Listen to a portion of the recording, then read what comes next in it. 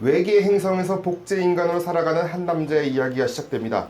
죽을 때마다 다음 버전으로 의식이 이어지는 익스펜더블 미키의 독특한 운명, 자신의 죽음이 곧 탄생이 되는 기묘한 세계에서 미키 17과 미키 18의 공존이 만들어내는 정체성의 혼란. 자, 이제 시작해볼까요? 미키의 다중자아를 통해 인간의 본질을 탐구하는 미키 17의 이야기들을 영화 이야기를 척하는 영화 팟캐스트 양기자의 진호가 진행하는 본격 인맥자랑 방송 양기자 시네마틱 유니버스 YCU 로드 투 오스카 2026 1편입니다. 오늘 우리가 이야기할 영화는 미키 17입니다. 이번 시간에는 이하고 라모타 장현 기자님 오셨습니다. 안녕하세요. 안녕하세요. 안녕하세요. 아, 로드 투 오스카 뭐 2026 끝나자마자 바로 2026 한다니까 진짜 했어요. 했는데 어색하네요. 2026 아직 오지도 않은. 이게 아주 우리 그러니까 2026 멀리만 느껴지죠, 엄청. 사실 저희가 이제 녹음하면서 이제 변화가 약간 있는데 그거 먼저 미리 말씀드릴게요. 이제 봄이 되어서 사실 개편철은 아니지만 뭔가 봄 개편 느낌이 나긴 해요. 지금 여기 있는 곳이 왜냐면은 여기가 이제 저희 회사 사무실에 이제 회의실이에요. 네, 그래서 여기 회의실을 저희가 이용을 이제 하게 돼가지고 더 밝아졌어요, 사실. 네. 좀 더 어두웠다면은 그때보다 좀 더 밝아졌을 거예요, 조명 자체가. 저 화면을 보시면 되겠지만 아마 근데 또 가려지네. 아무튼간에 뭐 그러고 있는 상황인데 뭐 어쩔 수 없죠 뭐. 아무튼 그런 상황이고요. 4인 방송은 처음이서 그래서 다음에는 반대쪽 리버스 앵글 카메라도 준비를 할 거예요. 이번에는 이쪽 앵글이 있으면 이쪽에 폰 카메라만 통해가지고 리버스 앵글로 그러면은 이제 그러면 이쪽 저쪽 해가지고 말씀하실 때 얼굴은 가리는 건 막아야 되지 않겠나. 그래서 말씀하실 때만이어도 이제 리버스 앵글로 할 수 있게 준비를 할까 합니다. 그리고 그래서 라이브 스트리밍도 켜놓긴 했어요. 테스트인데 사실 오늘 제가 여기 와이파이를 잘 몰라가지고 지금 대충 테더링을 긁어놨기 때문에 아마 끊길 거예요. 그래서 오늘은 그냥 대충 이렇게 시스템이 적용되고 있고, 그리고 이 라이브는 참고로 이제 구독자만이 다시 보기를 보실 수가 있습니다. 그냥 채팅할 때 소통하기 원활하기 위해서 혹시나 채팅 오면은 바로 읽어드리기 위해서 그냥 켜둔 거예요. 약간 시민 농객 느낌이죠. 네, 보시는 분들은 약간 백본토로 보면 시민 농객들이 막 질문하잖아요. 네, 그런 거 하는 용도로 사용될 거니까요. 왜 뭐 마구마구 질문 남겨주시면 되고요. 뭐 안 남겨주시면 많은 거예요. 네, 많은 거고요. 많은 거네. 그런 데로 들어와. 뭐 이런 느낌인가요? 네. 아니 그렇고 이제 YCU 이제 오늘 녹음이 사실 또 의미가 있는 게 바뀌고 나서 이제 200회 녹음까지 하는 200까지 하는 날이에요 오늘. 그래서 영광의 자리에 오셔서 감사합니다. 네. 저희도 영광입니다. 네, 뭐 사실 여기 또 두 분이 더 계시는데 두 분은 지금 한 분은 수업 일정이 있을 것이고 한 분은 지금 외국으로 가셔가지고 네 그래가지고 이렇게 됐는데 아무튼간에 잘린 게 아니다. 개편이라고 얘기했지만 잘린 게 아니고요. 그냥 일정상 못 나오신 거예요. 네.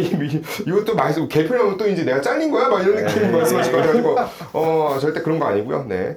그걸 사실 느낄 수 있는 게 이번 아카데미 시상식 때 모든 분들이 다 남겨주셨어요, 예상을. 그리고 오늘 가장 많이 맞춘 라모타님 16개 항목을 맞추셔가지고 이 책들을 받으셨어요. 네. 정말 시사하기에도 무난하게만 가지.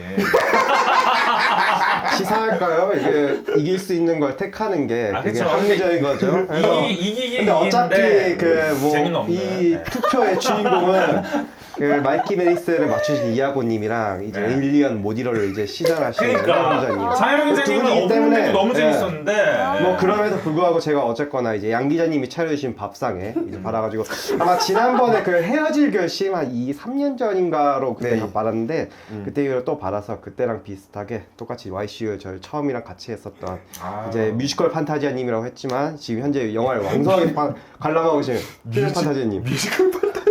제가 그때는 뮤지컬 너무 보시는 것 같아서 그냥 그렇게 말씀드렸었는데 그분이랑 이제 YCU 저에게 처음으로 인도해주신 에일리언의 장혜령 기자님. 네. 이제 이 축하의 말씀 드리겠습니다. 감사합니다. 잘 읽을게요. 에일리언 명작이죠. 네.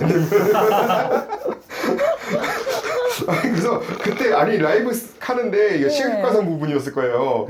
다들 이제 듄 파트 2를 예상하고 있었는데 갑자기 이제 제가 읽다가 에일리언 노블레스인데 에일리언 못 읽으라고 하니까 그걸 빵 터졌어요. 다들 빵 터져가지고 재미 드렸다니 다행입니다. 너무 재밌었는데 반면에 라모타님은 복부지 복부. 슈드윙 다 적어놨어요. 슈드링만 좀. 이제 와서 밝히자면은 제가 거의 이제 그 대다수 매체들이 인용한 걸 거의 이제 참고로 했는데 이제 한번 트위스트를 줄까 해서 해서 애니메이션 쪽에 트위스트를 줬거든요. 근데 그게 성공했어요.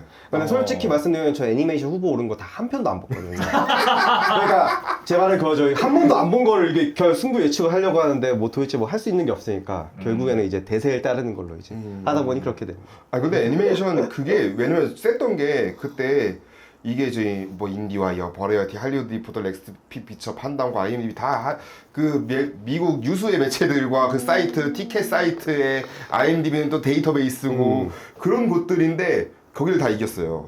그게 제일 놀랍지 않아요? 아니 그 넥스트 피처는 동률이긴 한데 그러니까 거기에 트위스트를 준 게 딱 그거였어요, 진짜 애니메이션. 네, 그래서 나중에 플로우 곧 개봉하면 보려고. 플로우가 거의 플로우 3월 19일 개봉이라고 하는데. 네. 저희도 플로우를 안 다루려고 했었는데 다룰 예정이고요. 다행히도. 네. 그래서 아카데미 상식 뭐 어떻게 보셨는지 궁금해. 결과 어떻게 뭐 원하신 대로 됐는지 슈드인이 아니어서 좀 아니요. 저는 불만족스러운지. 사실 솔직히 말해서 네. 특히 여우주연상 있잖아요. 네. 여우주연상 저도 근데 사실 슈드윈은 마이키 메디슨을 택했거든요.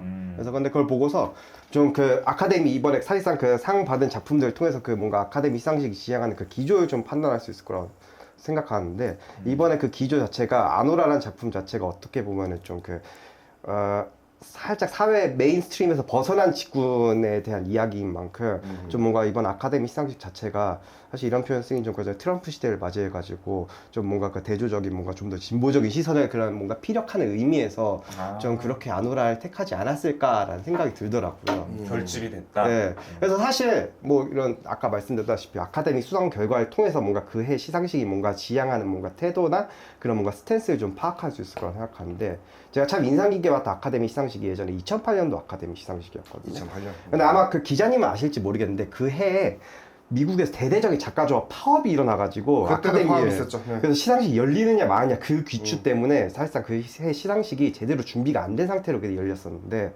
이제 그럼에도 제가 참 인상 깊게 봤던 게 아카데미 시상식이 되게 그때 좀 지혜롭게 그 뭔가 돌파했다고 생각하는 게 뭔가 자기네들 그간의 역사적인 뭔가 정통성을 부각시키면서 동시에 그 작품상 수상 작품들을 되게 이제까지 그 아카데미 시상식에서는 뭔가 그동안 주목하지 않았던 감독들한테 줬던 그런 이력을 이제 보여줬거든요. 대표적으로 이제 그 해 시상식 작품상 감독상을 코엔 형제가 받았었거든요. 노인을 위한 나는 없다.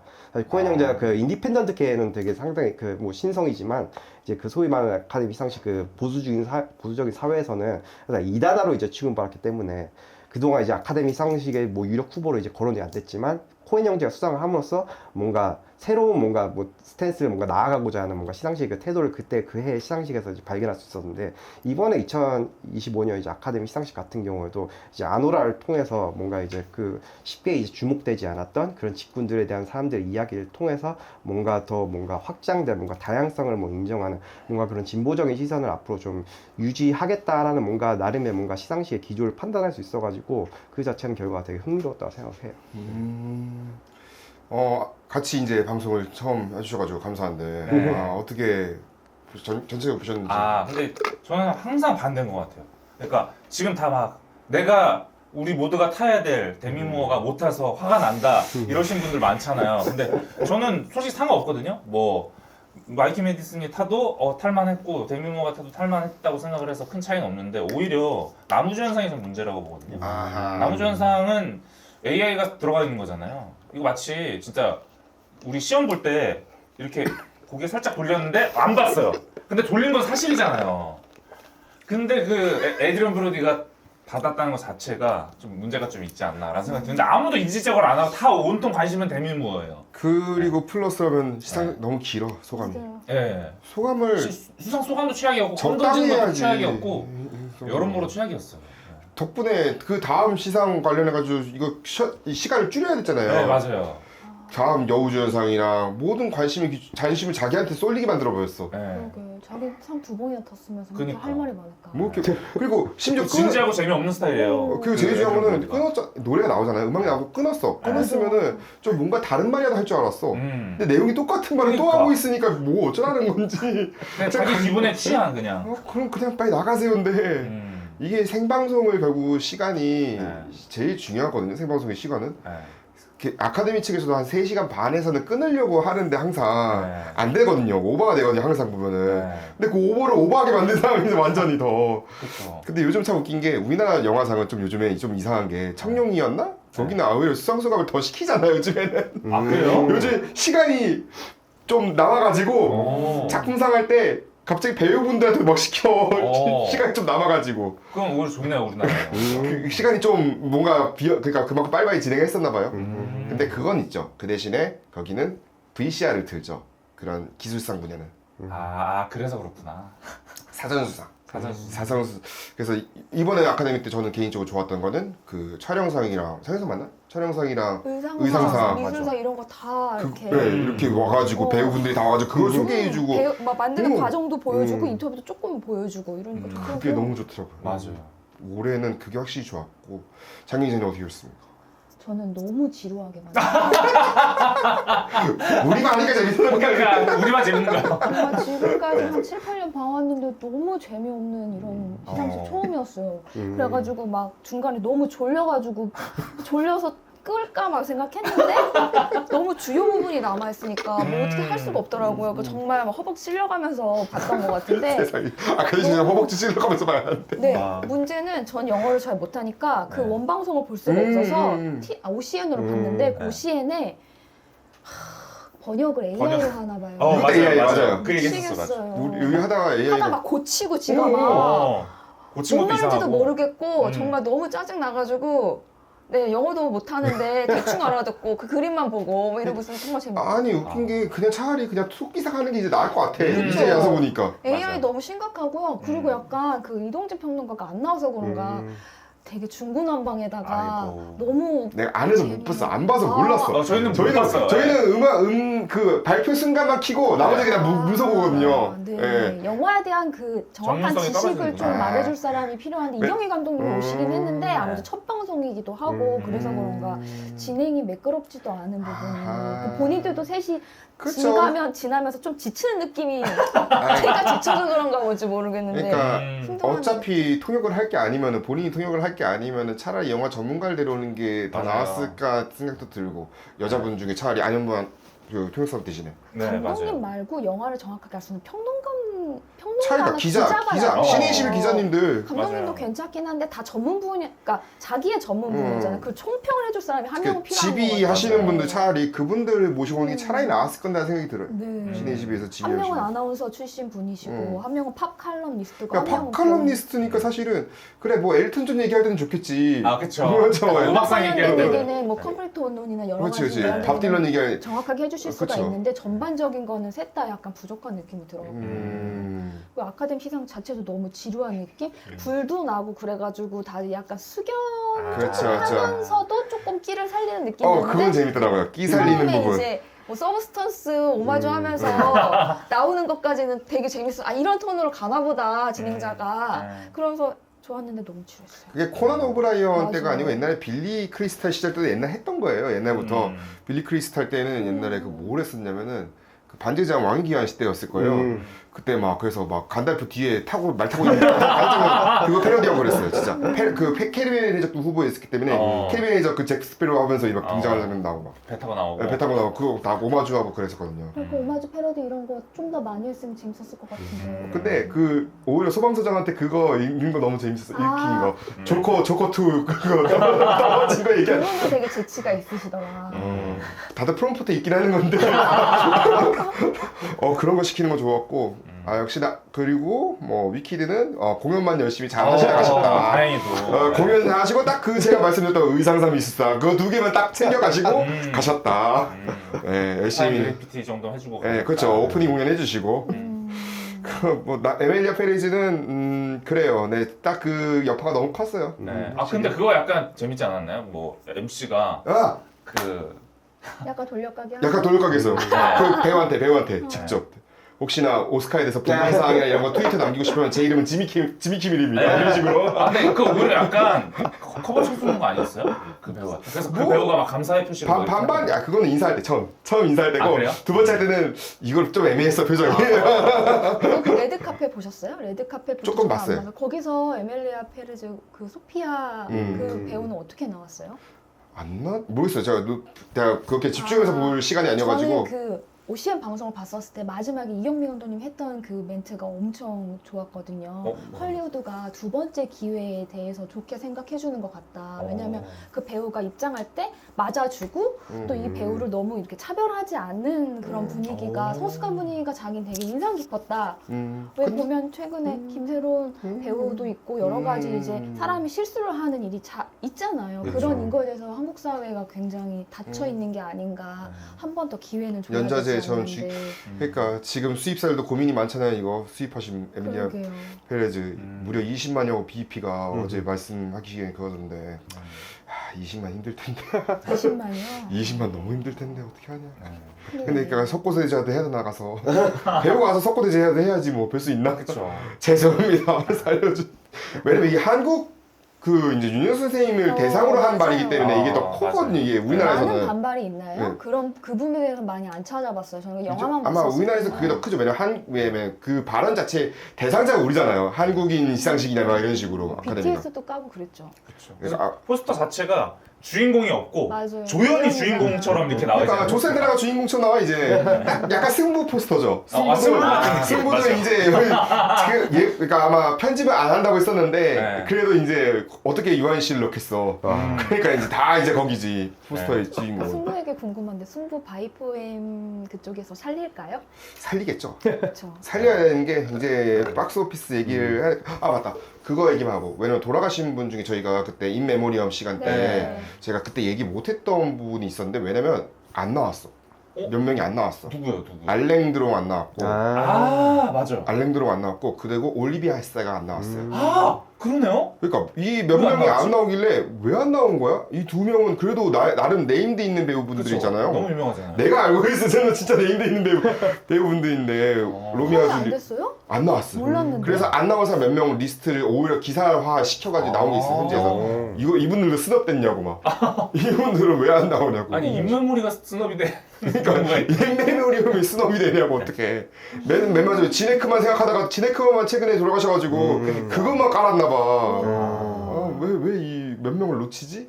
라는 생각 좀 많이 유명한 들더라고요. 사람을 그러니까요.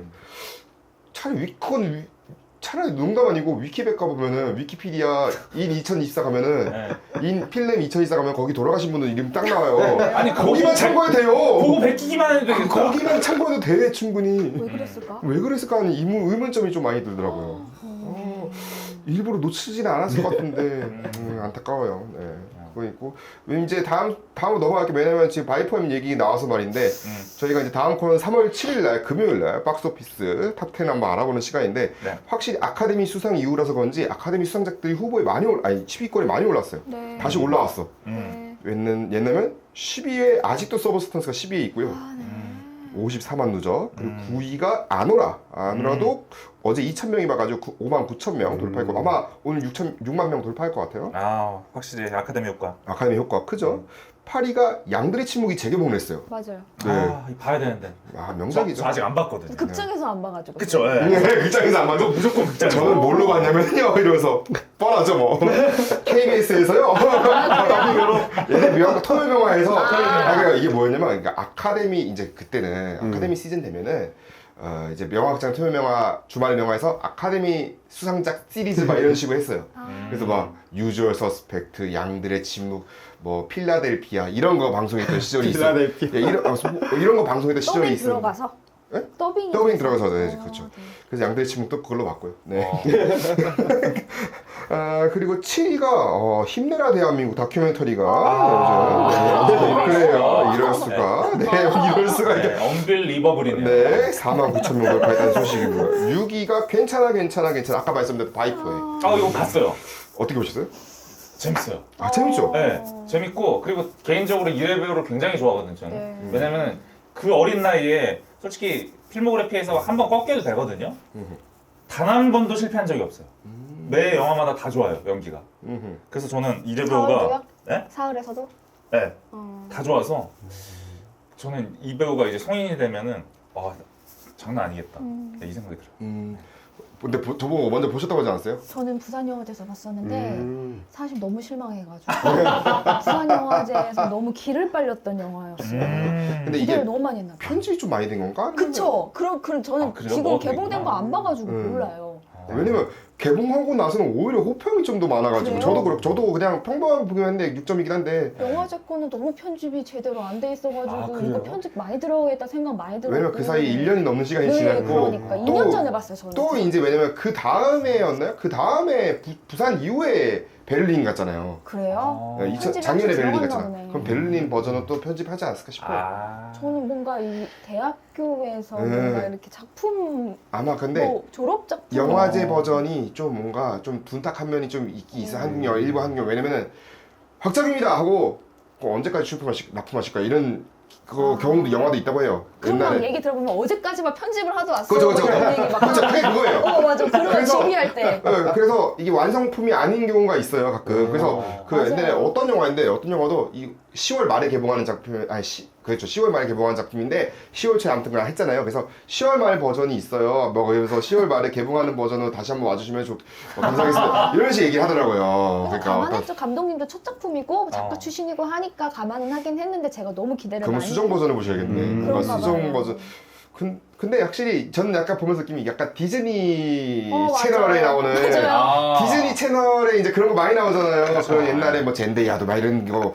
젠데이아도 옛날에 디즈니 채널 출신이고. 아 그래요? 네, 젠데이아도 디즈니 채널에서 시트콤 했어요. 우리들은 댄스 소녀였나? 뭐 아무튼 그런 되게 시트콤. 밝고 건강한 네, 밝고 건강한 내용의 해피엔딩. 해피엔딩의 해피엔딩. 그런 이제 시트콤에 나와서 이제 출연해서 그 다음에 스타덤이 된 거고. 아마 이래 씨도 그렇게 되면은 그렇게 되겠죠. 막. 네. 그래서- 아 연기를 너무 잘해서 잘하죠.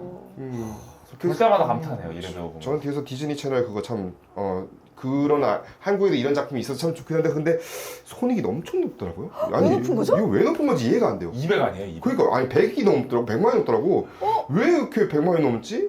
라는 생각이 좀 많이 들더라고요. 뭐지? 이게 어디서 썼지? 이게 해봤자 한 10만 20만 정도밖에 안 될 것 같은데 뭐. 돈 많이 들인 티가 안 나거든요. 왜냐면은 그냥 어머. 그 교수님 집이랑 약국이랑 그게 다거든요. 학교도 저기 저기 그 어리대원 그쪽에 그 네. 호분 쪽에 있는 네. 거기 저기 어디야 문은숙 단장님이 계신 거 뭐지? 그 발레단 유니버셜 발레단 맞나? 모르겠어요. 다 모르시구나. 아무튼 저는 유니버셜 진짜 몰라요. 아무튼 그쪽이에요. 유니버셜 문화센터 가면 그쪽에 있어요. 네. 그쪽에 후문 쪽에 아차산역 쪽에 네. 거기 찍었거든요. 그래서 나와요 엔딩 크레딧에도 후원. 왜냐면 거기 네. 예술단 무용단으로 나오잖아. 예술단으로 거기에요 원래. 그 우정 출연 손석구 출연료가 높은 건가? 왜 그런 거지? 아니지 우정 출연이잖아요. 그거는. 네.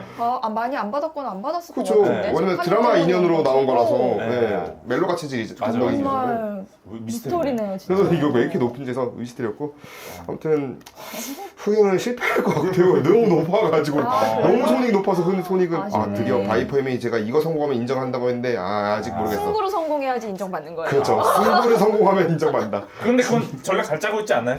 계속 가리고 그렇죠. 이병헌 돋보이게. 이병헌. 이병헌 좋아하니까. 네, 그렇죠. 제가 이병헌. 보기엔 영화가 엉망할 것 같지는 않은데요. 왜냐면 그러니까 이게 배우 이슈가 컸죠. 코로나 그러니까. 이슈도 있고 배우 이슈가 컸죠 사실. 그러니까. 개봉하려고 했는데 배우 이슈 땅 터져버렸으니까. 음. 그래 어떻게 좀 보고 했고요. 5위가 캡틴 아메리카 브레이브 뉴월드 160만 아직도 있네. 돌파했습니다. 그래도 원래 마블은 한 달 이상 가요 원래. 그래요? 저 방송한 지가 꽤 된 것 같은데. 와. 지난도 그 첫 방송이었어요. 아 그래요?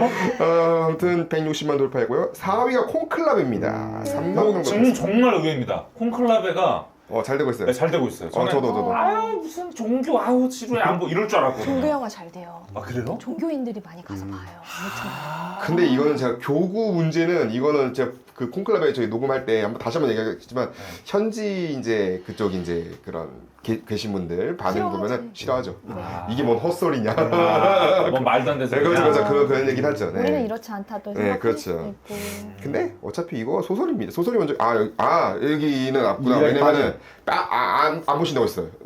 원래 콩클럽에도 있었거든요 여기. 네, 콩클럽에는 2등에게 드리기로 했습니다 여기서. 아무튼 그렇고요. 콩클럽 얘기는 나중에 그때 하기로 하고요. 네. 3위가 테마룩입니다. 테마룩이 33만 돌파인데 100만까지는 너무나 머네요. 힘드네요. 네. 테마록이 진짜 매니아들한테 엄청 인기가 많더라고요. 사실 그래서 궁금해요. 어떻게 보셨는지. 전 별로였죠. 늘 그렇듯 아니 저도 응원하고 싶어요. 한국 애니메이션 너무 어렵고 지금 정부가 50% 예산 깎아버렸고 그렇죠. 근데 한국 애니메이션 응원해서 응원차에 봤어요. 봤는데 보자마자 아유 이거 또 어린이 드라마구나. 아, 네. 아니, 그러니까 에이 야 근데 저는 성우 팬이기 때문에 힘들다. 이거는 이거는 그래도 나 노력한 거예요. 아, 성우 그래요? 팬이기 때문에 저도 그거 이해하지만. 한번 여쭤보고 싶었어요. 그 성우 연기를 너무 못한다는 말을 들었는데 어떠세요? 전 잘 몰라서. 그렇게 하면 저기 일반인 배우 한번 시켜가지고 한번 들어보려고 하는 게 성우 연기 너무 못한다. 제일 답일 것 같은데? 아, 근데 저는 그 연기 못한다고 공감하는 게 어. 그러니까 성우가 못한다기보다는 제가 못 견뎌하는 것 중에 하나가 그거예요. 이거를 일반 배우가 그 녹음 더빙을 하면은 영화처럼 그 대사를 치거든요. 근데 성우가 더빙을 하면은 차이가 뭐냐면은 그거예요.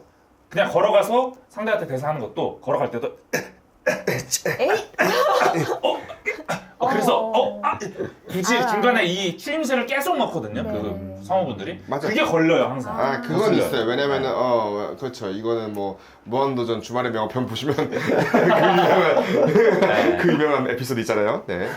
그거 보시면 나오긴 하는데 그거 할 때마다 어린이 드라마 같고 막 그래요. 왜냐면은 이게 이제 그 당시만 해도 옵티컬이 없던 시절에는 네. 그 옵티컬이라는 게 이제 원본 음성을 이렇게 분리할 수 있는 시스템 있잖아요. 네. 지금 뭐 이제 분리가 가능하기 때문에 상관이 없는데 왜냐면 비명 소리든 걸어가는 소리든 그런 건 이제 성우가 더빙 이제 안 하는 추세긴 해요. 원본 그대로 가는 편이긴 한데 대사만 이제 더빙하고 근데 이건 또 우리나라 오리지널 작품이기도 하고 오리지널 옵티컬이잖아요. 그러다 보니까 어쩔 수 없이 넣을 수밖에 없는 상황도 네. 있고 아 근데 제스처도 그러면은 안 넣었어야 돼. 감독이 그 부분은 뺐어야지. 그쵸. 결론은. 네. 제스처도 좀 그래요. 그러니까 애니메이션에서 빌런이 왔잖아요. 그럼 보통 마블 영화에서도 빌런이 이렇게 가만히 포스를 보여주잖아요. 근데 저는 뮤지컬인 줄 알았어요. 빌런이 자 나는 이렇게 해서 저렇게 됐지 뭐 이래요. 하셔도 되겠다. 이거 뭔가 애니메이션 보는 느낌인데? 그죠? 근데 이렇게 하니까 더 오글거리는 거예요. 보면서. 그건 있어요. 그거는 사실. 그러니까 더 어린이 드라마 같고. 맞아요. 그거는 아마 제 생각에 PD의 디렉션 문제가 크다고 봅니다. 이거 PD가 디렉션을 어떻게 내려는지 모르겠는데 그런 빌런한테 그런 목소리를 주면 안 되죠. 아니 제스처도 그렇게 한다니까 아니, 빌런이. 그러니까 그림이. 그렇죠. 그렇게 하면 안 되죠. 그런 목소리를 하면 안 되고 그런 캐스팅도 그러면 오류일 수도 있겠네. 이거는 캐스팅 선택에도 잘못된 걸 수도 있고 왜냐면 보이스 층은 다양해요. 그러니까 성우분들 사실 우리나라 성우분들이 뭐 솔직히 말해서 옛날 전성기 때는 디즈니 그쵸. 본사에서도 인정받고 그 유명한 게 그 저기 라이온킹 스카 같은 경우는 본사에서 인정받은 케이스예요. 그러니까. 그거는 어차피 그거는 목소리 톤, 그 사람들은 목소리 톤만 보고 알잖아요. 네. 느낌이. 그런 성우를 캐스팅했어야 되는 게 맞죠. 그렇죠. 예전에 그러니까 한국 애니메이션 중에 잘 만들었던 것 중에 하나가 언더독이라고 있어요. 그거는 어떻게 제작했냐면 배우 녹음을 따로 한 다음에 이경수 그렇죠. 나오는 거야? 네, 맞아요. 그 도경수 배우 입을 다 따로 따서 그거를 토대로 네. 입 모양을 그림으로 만드는 거죠. 근데 아마 이번에는 네. 그렇게 했다는 말이 없어요. 만약에 했으면 애초에 보도자료에 그게 실렸겠지. 그렇죠. 왜냐면 우리나라 애니메이션 보통 만드는 방식이 일단은 기본적으로 그려놓고 입을 맞추는 방식이니까. 맞아요. 네. 테마록이 이게 관람 등급이 어떻게 되죠? 이거 12세입니다. 12. 생각보다 어리네. 뭐, 자막이 있는 거에 대해서는 어떤 자막은 오히려 좋았다 봐요. 저는 거슬리던데. 그러니까 한국 거 보는데 왜 자막까지 봐야 되지? 근데 이제는 이게 저는 너무 익숙해서 그래요. 왜냐면은 그래요? 저는 그냥 일할 때 그냥 보려고 일할 때 이제 드라마 켜놓고 하니까 그냥 켜놔요. 왜냐면 영화는 요즘에는 자막 잘 안 하잖아, 한국 영화. 그렇죠. 근데 요즘은 한국 드라마도 아예 그게 따로 이제 넷플릭스는 두 버전이더라고요. 그냥 자막 있는 버전, 청각장애인 버전은 이제 따로 있고 이제 그냥 자막, 그냥 대사만 있는 자막도 따로 있고. 아니, 저는 이게 얘기를 들어보니까 되게 마치 좀 되게 어린 층을 뭔가 어느 정도 노린 그게 있나 보구나 생각을 했는데 사실 테마록이란 게 제 기억에는 이우혁 작가 원작을 이렇게 했는지를 모르겠는데 그게 어느 정도 좀 성인층에 대한 테이스트가 있는 원작이다 보니까 장난 장면도 네. 있긴 있어요. 잔인한데 근데 목소리랑 그런 게 좀 네. 뭔가 따라하신 거 보면 이거 거의 그 방귀대장 뿡뿡이 같은 차막 이러면서 하는 거 보니까 이게 살짝 이게 좀 괴리가 느껴지는 것 같아가지고 그러니까 이게 우리나라의 사실은 문제점이라고 할 수 있는 게 지금 이런 등급의 애니메이션을 잘 만들진 않습니다. 너무 슬프게도. 이런 등급이라는 건 성인용 애니메이션 그쵸. 말씀하신 거예요? 맞잖아요. 우리나라가 최근 만든 것만 해도 사랑의 하츄핑인데 네. 최근에 뭐 해봤자 뽀로로. 아니 없잖아. 지금 이런 등급의 애니메이션 자체가 개발이 안 돼요. 거회산으로는. 거기서 왜냐면 그 옛날에 원더풀 라이프의 폐해가 너무 컸어. 그때 맞나? 뷰티풀 라이프인가 원더풀 라이프인가?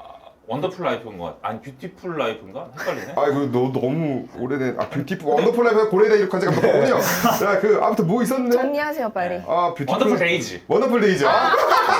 팩트 데이지까지 나올 뻔했네. 뷰티풀 라이프. 난리 났네. 뷰티풀 라이프는 뭐냐 이거? 뷰티풀 데이즈 있어요. 뷰티풀 데이즈는 있죠. 그럼 뭐 헷갈린 거 아니에요? 다 헷갈렸어. 근데 이게 테마를 보면서 또 항상 전 그걸 느껴요. 한국에서 네. 이게 짜임새 있게 막 아까 언더독 얘기도 한 것처럼 네. 그 부분에 힘을 쓰면 좋겠는데 헐리우드 그 기술력 따라가려고 우리도 이 돈으로 이 정도 한다를 과시하려고 계속 거기에만 집중하는 느낌이 있거든요. 사실 여기 근데 나는 그거로 그렇게까지 관심 없는데. 이 제작하는 로커스 같은 경우도 네. 최근에 제작했던 작품들 보면은 옛날에 유미의 세포들 이제 TV 시리즈 애니메이션 파트랑 이번 유미의 세포들 더보비 했었고 그랬구나. 뭐 옛날에 또 이제 거기도 애니메이션 유아용 많이 만들었어요. 그 네. 러닝맨 유아용 애니메이션 있거든요. 네, 예. 네. 그 옛날 SBS인가 아침에 틀어주는 거. 네, 네. 예, 그것도 로커스 만들었거든요. 그러니까 아직 이제 성인용물이 네. 낯설어 솔직한 얘기로. 전 돈 적게 들고 막 그림 퀄리티 떨어져도 되니까 구성이나 그 부분을 좀 더 신경 쓰면 더 재밌을 것 같아요. 사이비 같은 거 만들어달라 이거잖아요 지금. 아 그쵸? 아니면 예전 작품 중에 아시와 시팍이라고 있어요. 그거 유명하죠. 이창정 아저 아저씨랑 이제 그렇죠, 그렇죠. 미술범 아저씨 만들었죠. 그렇죠. 이런 얘기를 왜 하냐면은 다 일본 애니메이션 보는데 일본은 그림도 그림이지만 이야기가 다채롭잖아요. 그렇죠. 네. 그렇죠. 그래서 그 일본 못 부분을 따라가죠. 그건 아직 그렇죠. 못 따라가죠. 네. 근데 우리나라 항상 그거를 기술력으로 어떻게 메꾸려고 하는데 기술을 해봤자 그러니까 내용이 재미없으면. 그러니까 네. 저도 응원은 하는 쪽이지만 네. 뭐 왜냐면 이것도 제가 성우 팬으로서 옵티컬을 일단 녹음한다는 것 자체가 일단은 본인 성우분들도 하고 싶은 일이기도 하고 그렇게 하는데 우리 옵티컬은 아까 하지만 PD 영향이 크다. 왜냐면 PD가 왜냐면 더빙이 되어 있는 작품을 번역하는 거, 뭐 더빙하는 거는 이미 되어 있는 작품을 네. 이미 그 목소리에 맞춰서 하는 편이 좀 많잖아요. 목소리를 따라가는 비슷한 목소리를 내는 성우를 캐스팅한다는데 이거는 그게 아니니까 PD가 그 빌런을 꽂을 때 제대로 꽂았어야죠. 아무리 생각해도 그건 좀 화가 나. 좀 어색한 건 어쩔 수가 없어. 저는 원작의 팬도 아니고 여성이고 이 얘기 잘 모르는 상황으로서는 그냥 괜찮게 봤어요. 아 그래요? 네, 근데 뒤에 얘기가 그 각각 캐릭터 이야기가 많이 안 풀어져 있어서 그 넷플릭스 같은데 돈 많은 데에서 시리즈로 맞아. 뭐 풀어주면 더 좋겠다. 차라리 저는 이게 넷플릭스 오리지널 시리즈로 갔었으는 게 더 나았을까 생각이 들어요. 근데 오히려. 원래 그렇게 하려다가 잘 안 풀려서 개봉한 걸로 알고 있는데 네. 그게 안타깝더라고요. 이게 너무 안타깝더라고요. 이게 왜냐면 지금 한 몇 부작 해야 할 얘기를 맞아요. 이게 지금 에피소드 한 1쿨 정도 돼야 되는 분량의 얘기를 한 번에 응축시거든요. 어, 사실상 요약본을 개봉한 셈이에요. 맞아요. 그 그- 처음에 나왔던 그 여자애는 나중에 어떻게 되는 건지 그러니까 모르겠고. 그게 진짜 포스터에도 나오는데 왜냐면 그- 영화에 안 나와. 나는 그 왜냐면- 여자를 중심으로 봤는데 안 나와. 이제 왜냐면 그 여자애가 이제 원래는 안 나와요. 원래는 소설에는 아예 거기 파트에 나오지도 않는데요. 들어보니까 아. 초의 주인공이기 때문에 어떻게든 보여줘야 했대. 그래서 쿠키 영상 그렇게 내보내고 그런 식으로 이제 오프닝에는 쿠키만 나오더라고요. 그 그렇죠. 친구는. 그러니까. 당연히 안 나오니까 안 나오는데 나올 수는 없잖아. 그래서 저는 한마디로 그렇게 해서 지금보다 더 잘 되어야 하는 시금석이라 썼거든요. 이건 지금보다 더 잘 됐어야 잘 됐는데 되면 좀 잘 되어야 하는 데가 이 두 가지예요. 이게 이 영화적으로 완성도가 잘 됐어야 됐던 것도 있고 네. 이게 작품이 잘 되어야 하는 그런 안타까움도 있고 네. 이렇게 말이 많이 나올 수 있는 작품이었다면 한번 봤었어야 되는데 이게 아직 하고 있어요. 잘 없습니다. 지금 3위에요. 의외로 잘 되고 있어요. 네. 많이 틀고 있어요. 상영일 수가 어제 1686회 많이 틀었네. 저는 왜냐면 테마록 하면 사실 저는 아직까지 그 예전에 실사. 신현준 아저씨랑 안성기 그게 망했죠. 예. 대팍 망했고 원작자도 인정 안 하는 네. 작품이 됐죠. 예. 그래서 저는 이제 그 작품 아마 보신 분도 아시겠지만 되게 그 좀 19금적 요소가 많아가지고 그렇죠. 테마록 하면 그런 요소들이 되게 강하게 떠올라서 이번 작품도 좀 어느 정도 애니메이션이긴 하지만 좀 어느 정도 그런 요소가 있지 않을까 싶었는데 참고로 제작사 측에서는 이거 15세 받을 줄 알았대요. 근데 우리나라 영등이는 그렇게 뭐 그렇게 깐깐하지가 않아서 그 정도는 12세죠 뭐. 그 정도 가지고 15세를 받을 거라 생각했더니 원래 방통위 가면 15세지. 아 그러겠죠. 아무튼간에 2위가 플레이브 대시 시네마. 야 보세요. 2위 같은 경우만 봐도 이제는 플레이브는 그 친구들 아니야? 제가 알기로 그 그 쉽게 말해 AI 아이돌 그룹 아니에요? 아, 그러니까 버추얼 아이돌. 아 네. 그래 버추얼 보이 그룹. 예. 음. 거기 사실 버추얼이 요즘 대세기는 것 같아. 그 저희 말고 밑에 좀 저희까지는 포함이 안 되는 것 같고 밑에 세대 같은데. 근데 이거 약간 논란 있지 않았나요? 뭐요? 그 라디오 DJ로 그 김신영 씨가 이 버추얼 얘기 나오니까 나는 아직도 이해가 안 돼. 이런 거에 열광한 게 이해가 안 돼. 이런 식으로 얘기를 했나 봐요. 비슷하게. 그래서 이제 버추얼 그 팬분들이 댓글 좀- 하차하라고. 네. 네. 난리가 났던 적이 그 기사로 봤어요. 저는 근데 왜냐면 제가 하도 요즘 버추얼 관련된 그런 캐릭터 그런 방송들을 많이 보다 보니까 오히려 저는 이제 괜찮아요? 익숙해지는 편이에요. 예. 왜냐면 어차피 다 뭐 그런 얼굴 옛날에 얼굴 없는 그런 거 아닌가 옛날에? 그쵸. 아, 그런 게 남들 가수. 옛날에 뭐 그런 콘셉트 아닌가 싶어서 그냥 또 익명 사회에서 굳이 또 얼굴을 동영상. 보여줘야 필요 있나 그런 생각도 있고. 네. 그러네. 그렇죠 뭐. 근데 팬덤 있다니까 뭐 더 할 말도 없구만. 아 근데 재밌어. 아 근데 그러니까 이 친구들이 성장하는 서사로 좀 얘가 몇 개 보고 있는 게 있어가지고 재밌더라고요. 참 뭐 더 할 말이 없어. 그래서 이제 1위 넘어갈 건데 네. 아 드디어 1위입니다. 미키 17 이제 얘기를 하겠습니다. 아 근데 금요일 관객 수가 10만 명이네요. 조금 오르긴 했는데 그래도 164만. 근데 솔직히 말해서 할리우드 영화 요 정도의 예산, 요 정도 예산 우리나라 그 감독 빼고 보면은 매우 정상적인 스코어입니다. 아. 진짜 참고로 작년에 막 그 데드풀과 울버린, 뭐 듄 파트 2, 에일리언 로물루스 다 200 언저리. 그렇죠. 네. 이게 맥시멈인 것 같아요. 근데 이게 보면은 그냥 할리우드 블록버스터 생각하면은 정상적인 스코어예요. 네. 그렇게 뭐 이게 감독 얘기 빼고 감독 몰라 우리가 모르는 그냥 어디 그냥 할리우드에 그냥 어디 좀 인지도 있는 정도 어느 중급 정도 감독해가지고 감독했는데 200만 많이 안 돼. 그런 느낌인데 맞아요. 문제는 이게 봉준호 감독이라는 그 이름이 딱 박혀있기 때문에 문제겠죠? 네. 어제 또 모임에서 막 이걸로 막 싸웠거든요. 막. 아 이걸로 싸워요? 네. 싸워요. 재미있냐 없냐? 네, 미키 세븐틴이 별로다 좋다 뭐 이런 걸로 막 얘기 와, 나왔어요. 재밌겠다. 정말 갈리더라고요. 네, 근데 거기서 물어보라고 한 게 있어서 제가 물어볼게요. 그 장 기자님한테. 미키 세븐틴이랑 미키 에이틴이 나오잖아요. 네. 어느 쪽에 가까우세요? 뭐해? 본인 성격? 뭐 그런 거? 아니면 좋아하는 사람? 뭐 그러니까 이거를 물어본 기준이에요? 이유가 나샤 기준이에요? 누구 기준이야? 본인이 제가 나사라고 생각하고 뭐, 그러니까. 좋아하냐고? 그러니까 이거를 뭐 어떤 기준? 거기서 막 물어봤는데 여자분들은 바로 내 남자 이상형으로 생각하고 대답을 한대요.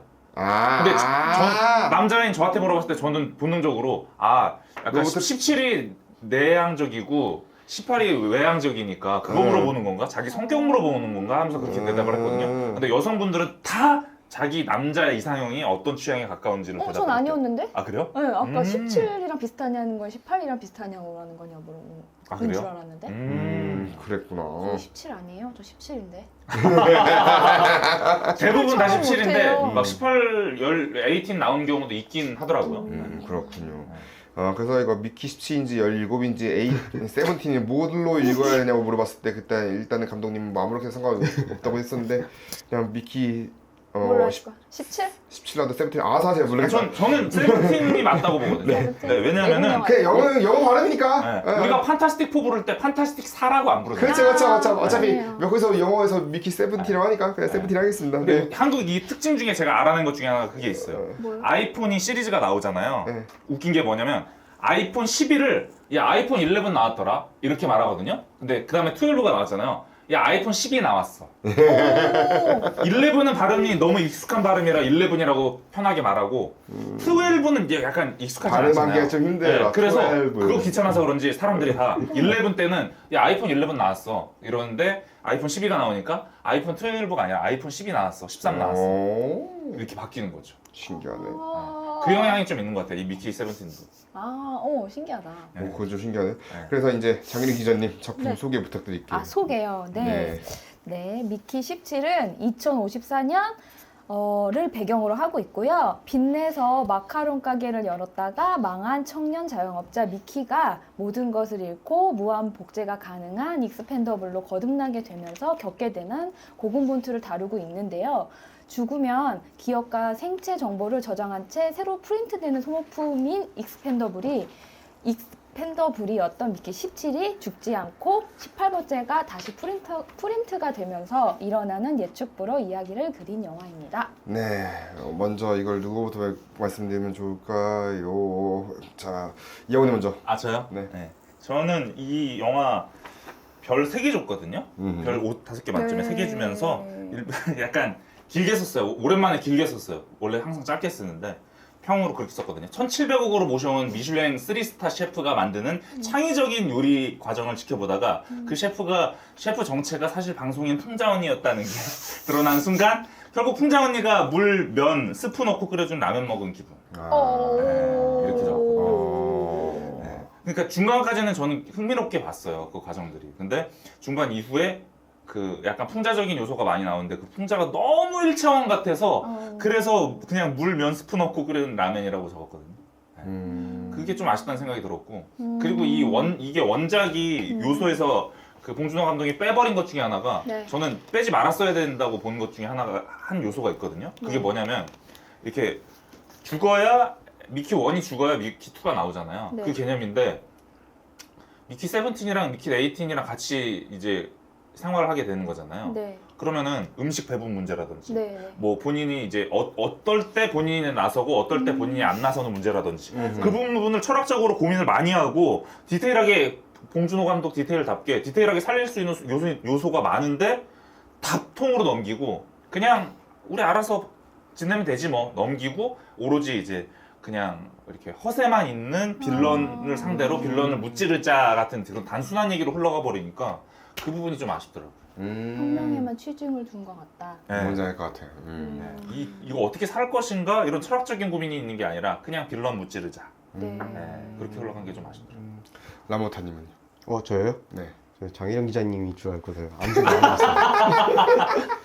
아, 뭐라고 얘기해야 될까요? 저는 그냥 이어서 그냥 말하자면 그냥 짧게 말씀드리면 그럼에도 난 새로웠다.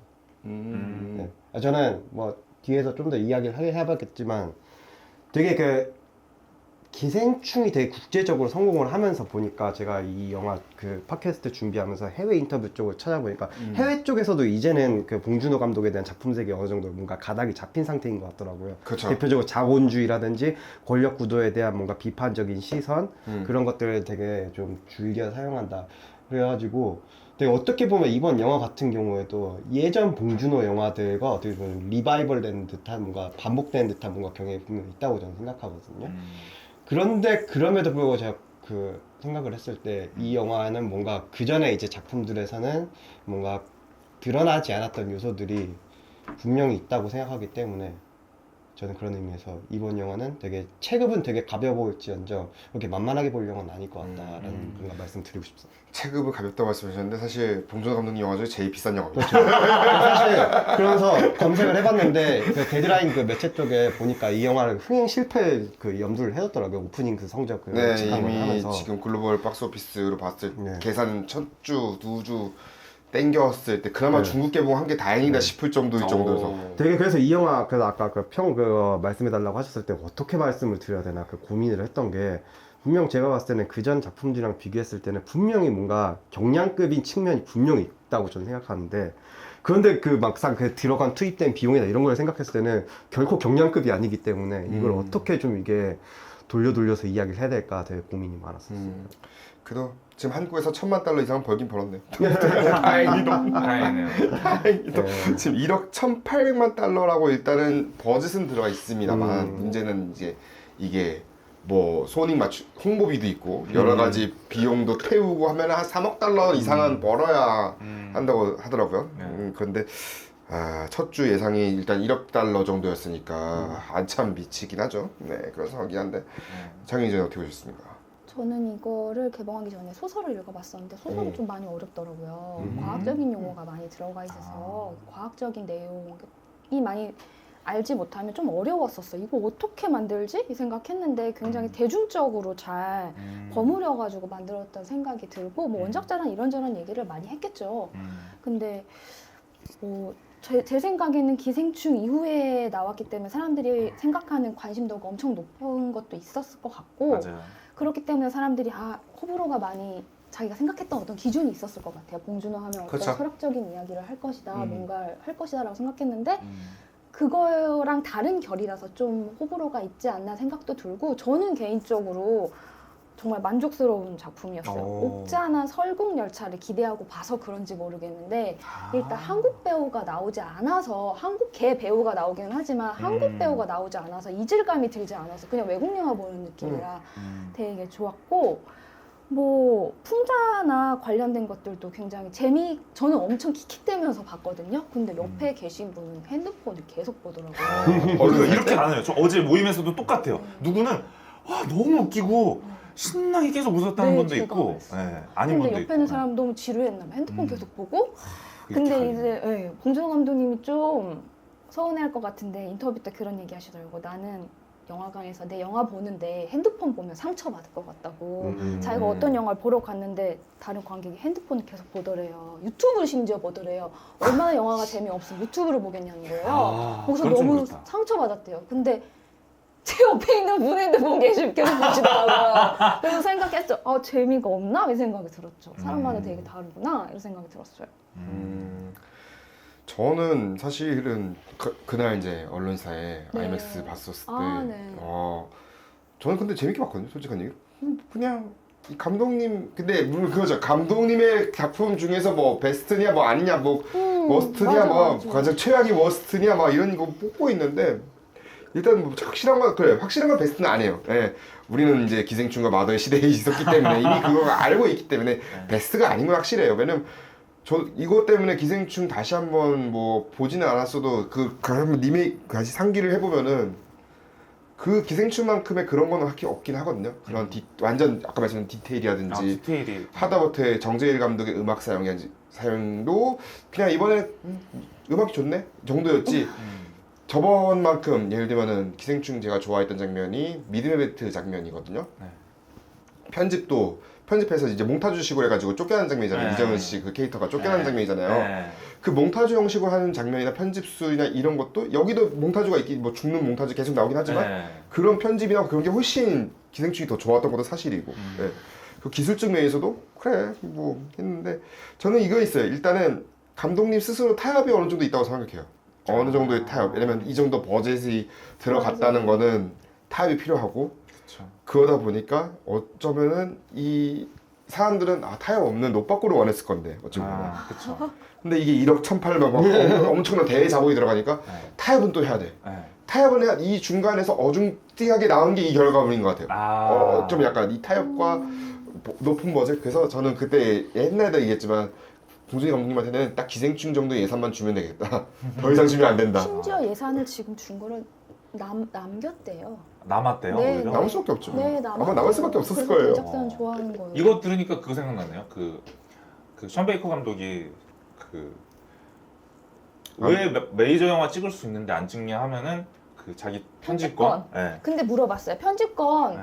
터치 안 했다고 하기는 했는데 그러니까 마지막에 이거 스포라서 얘기해야 되나 모르겠네요. 스포일러였습니다. 이제. 스포일러 있습니다. 얘기해도 됩니까? 네, 이제 이해돼요. 어차피 스포 2주 차인데 뭐. 네, 그 마지막 장면에 미키가 버튼 누르기 전에 생각하잖아요. 네. 꿈인지 생각인지. 네.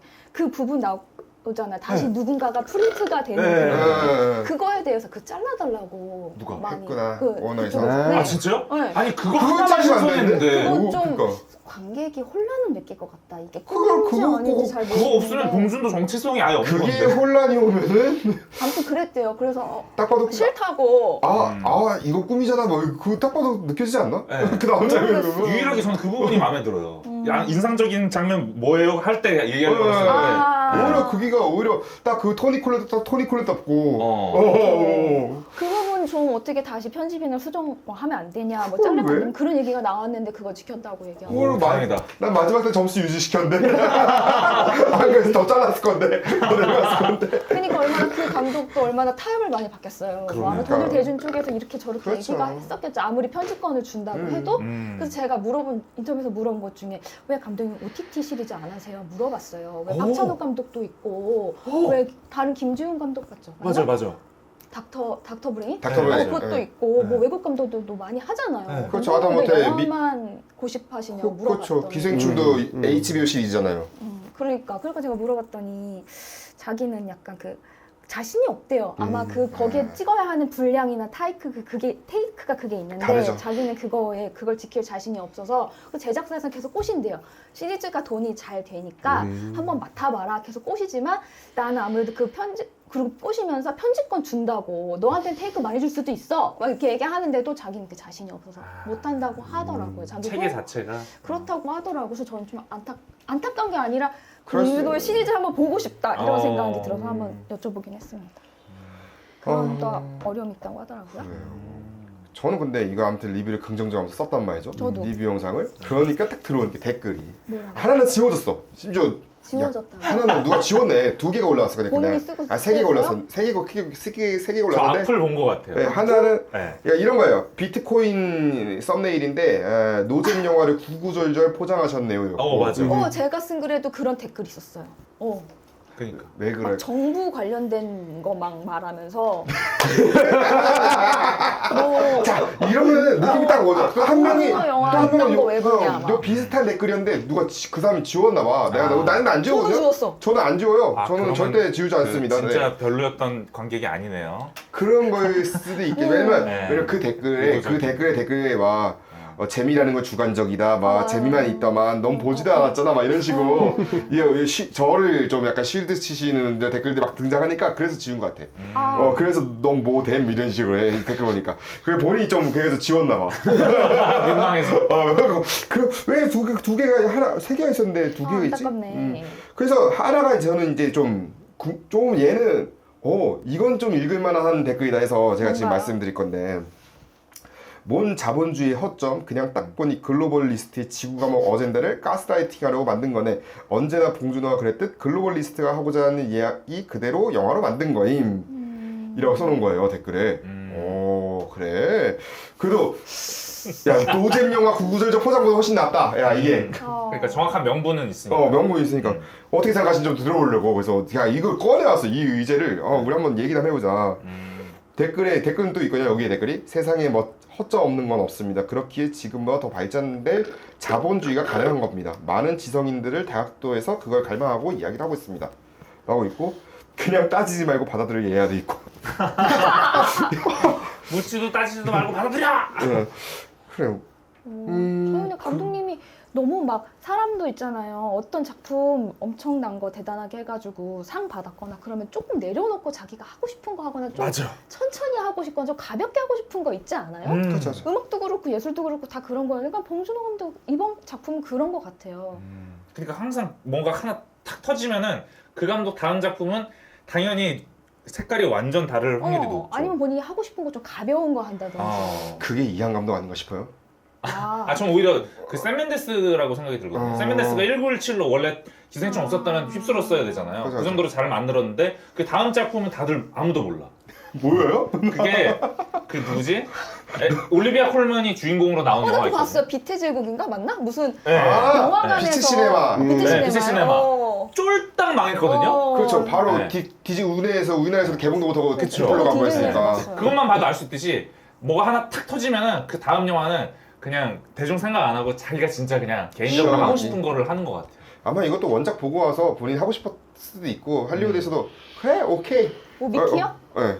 미키는 제작사에서 먼저 왔대요? 네온 쪽에서 이거 네온 쪽 맞죠? 네온인지 브래드 피트 쪽인지 플랜비. 그쪽에다가 뭘 해달라고 했대요. 이게 이거 그러니까 엄청 워너브라더스에서 먼저 이제 판권을 봐가지고 그래, 이걸 먼저 그래? 플랜 B 쪽에 주고 플랜 B가 이제 봉준호한테 봉준호한테 가서 네가 좋아할 만한 이야기인데 한번 관심 있어? 네가 이렇게 관심 트리트먼트를 줬고 네. 그래가지고 봉준호가 괜찮은 것 같아. 그래가지고 본인이 이제 시나리오랑 기타 등등 해가지고 했다는데 이게 또 재밌는 이야기가 이게 지금 우리나라 정치 성향이나 혹은 해외의 이야기랑도 굉장히 맞물리는 지점이 어느 정도 그렇죠, 있잖아요. 그렇죠. 근데 이게 봉준호 감독이 타임라인을 엄청 정확하게 정해주더라고요. 이번에 좀 모든 인터뷰에서 그렇게 타임라인 무조건 명확하게 말씀해 혹시나 주시고. 오해하실까 다 알고 봐. 계시죠? 21년에 시나리오를 다 썼고 대통령이 되기도 전에도 했고 근데 그런 걸 어떻게 다 맞췄냐 이런 얘기해서 외국 기자들이 한 2-3명이 물어봤대요. 집에 수정구슬이 얼마 있나? 집에 이런 거 있잖아. 이렇게 하면은 미래 보이는 거 있잖아. 이렇게 돌리면 그거 있는 거 아니냐고 막 그런 거 물어봤대요.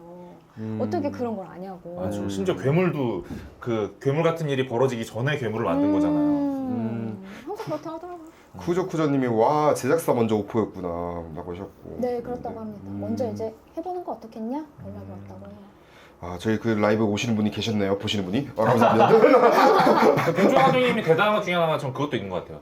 사람들이 제일 싫어하는 장르 1위가 공포거든요. 2위가 SF예요. 그 정도로 꺼려하는 장르인데 그걸 과감하게 도전을 한 거잖아요. 그리고 계속 도전하고 계시잖아. 네. 아무튼간에 설국열차부터 SF를 좋아하네요. 계속 도전하시는 네. 옥자도 그렇고. 그렇죠.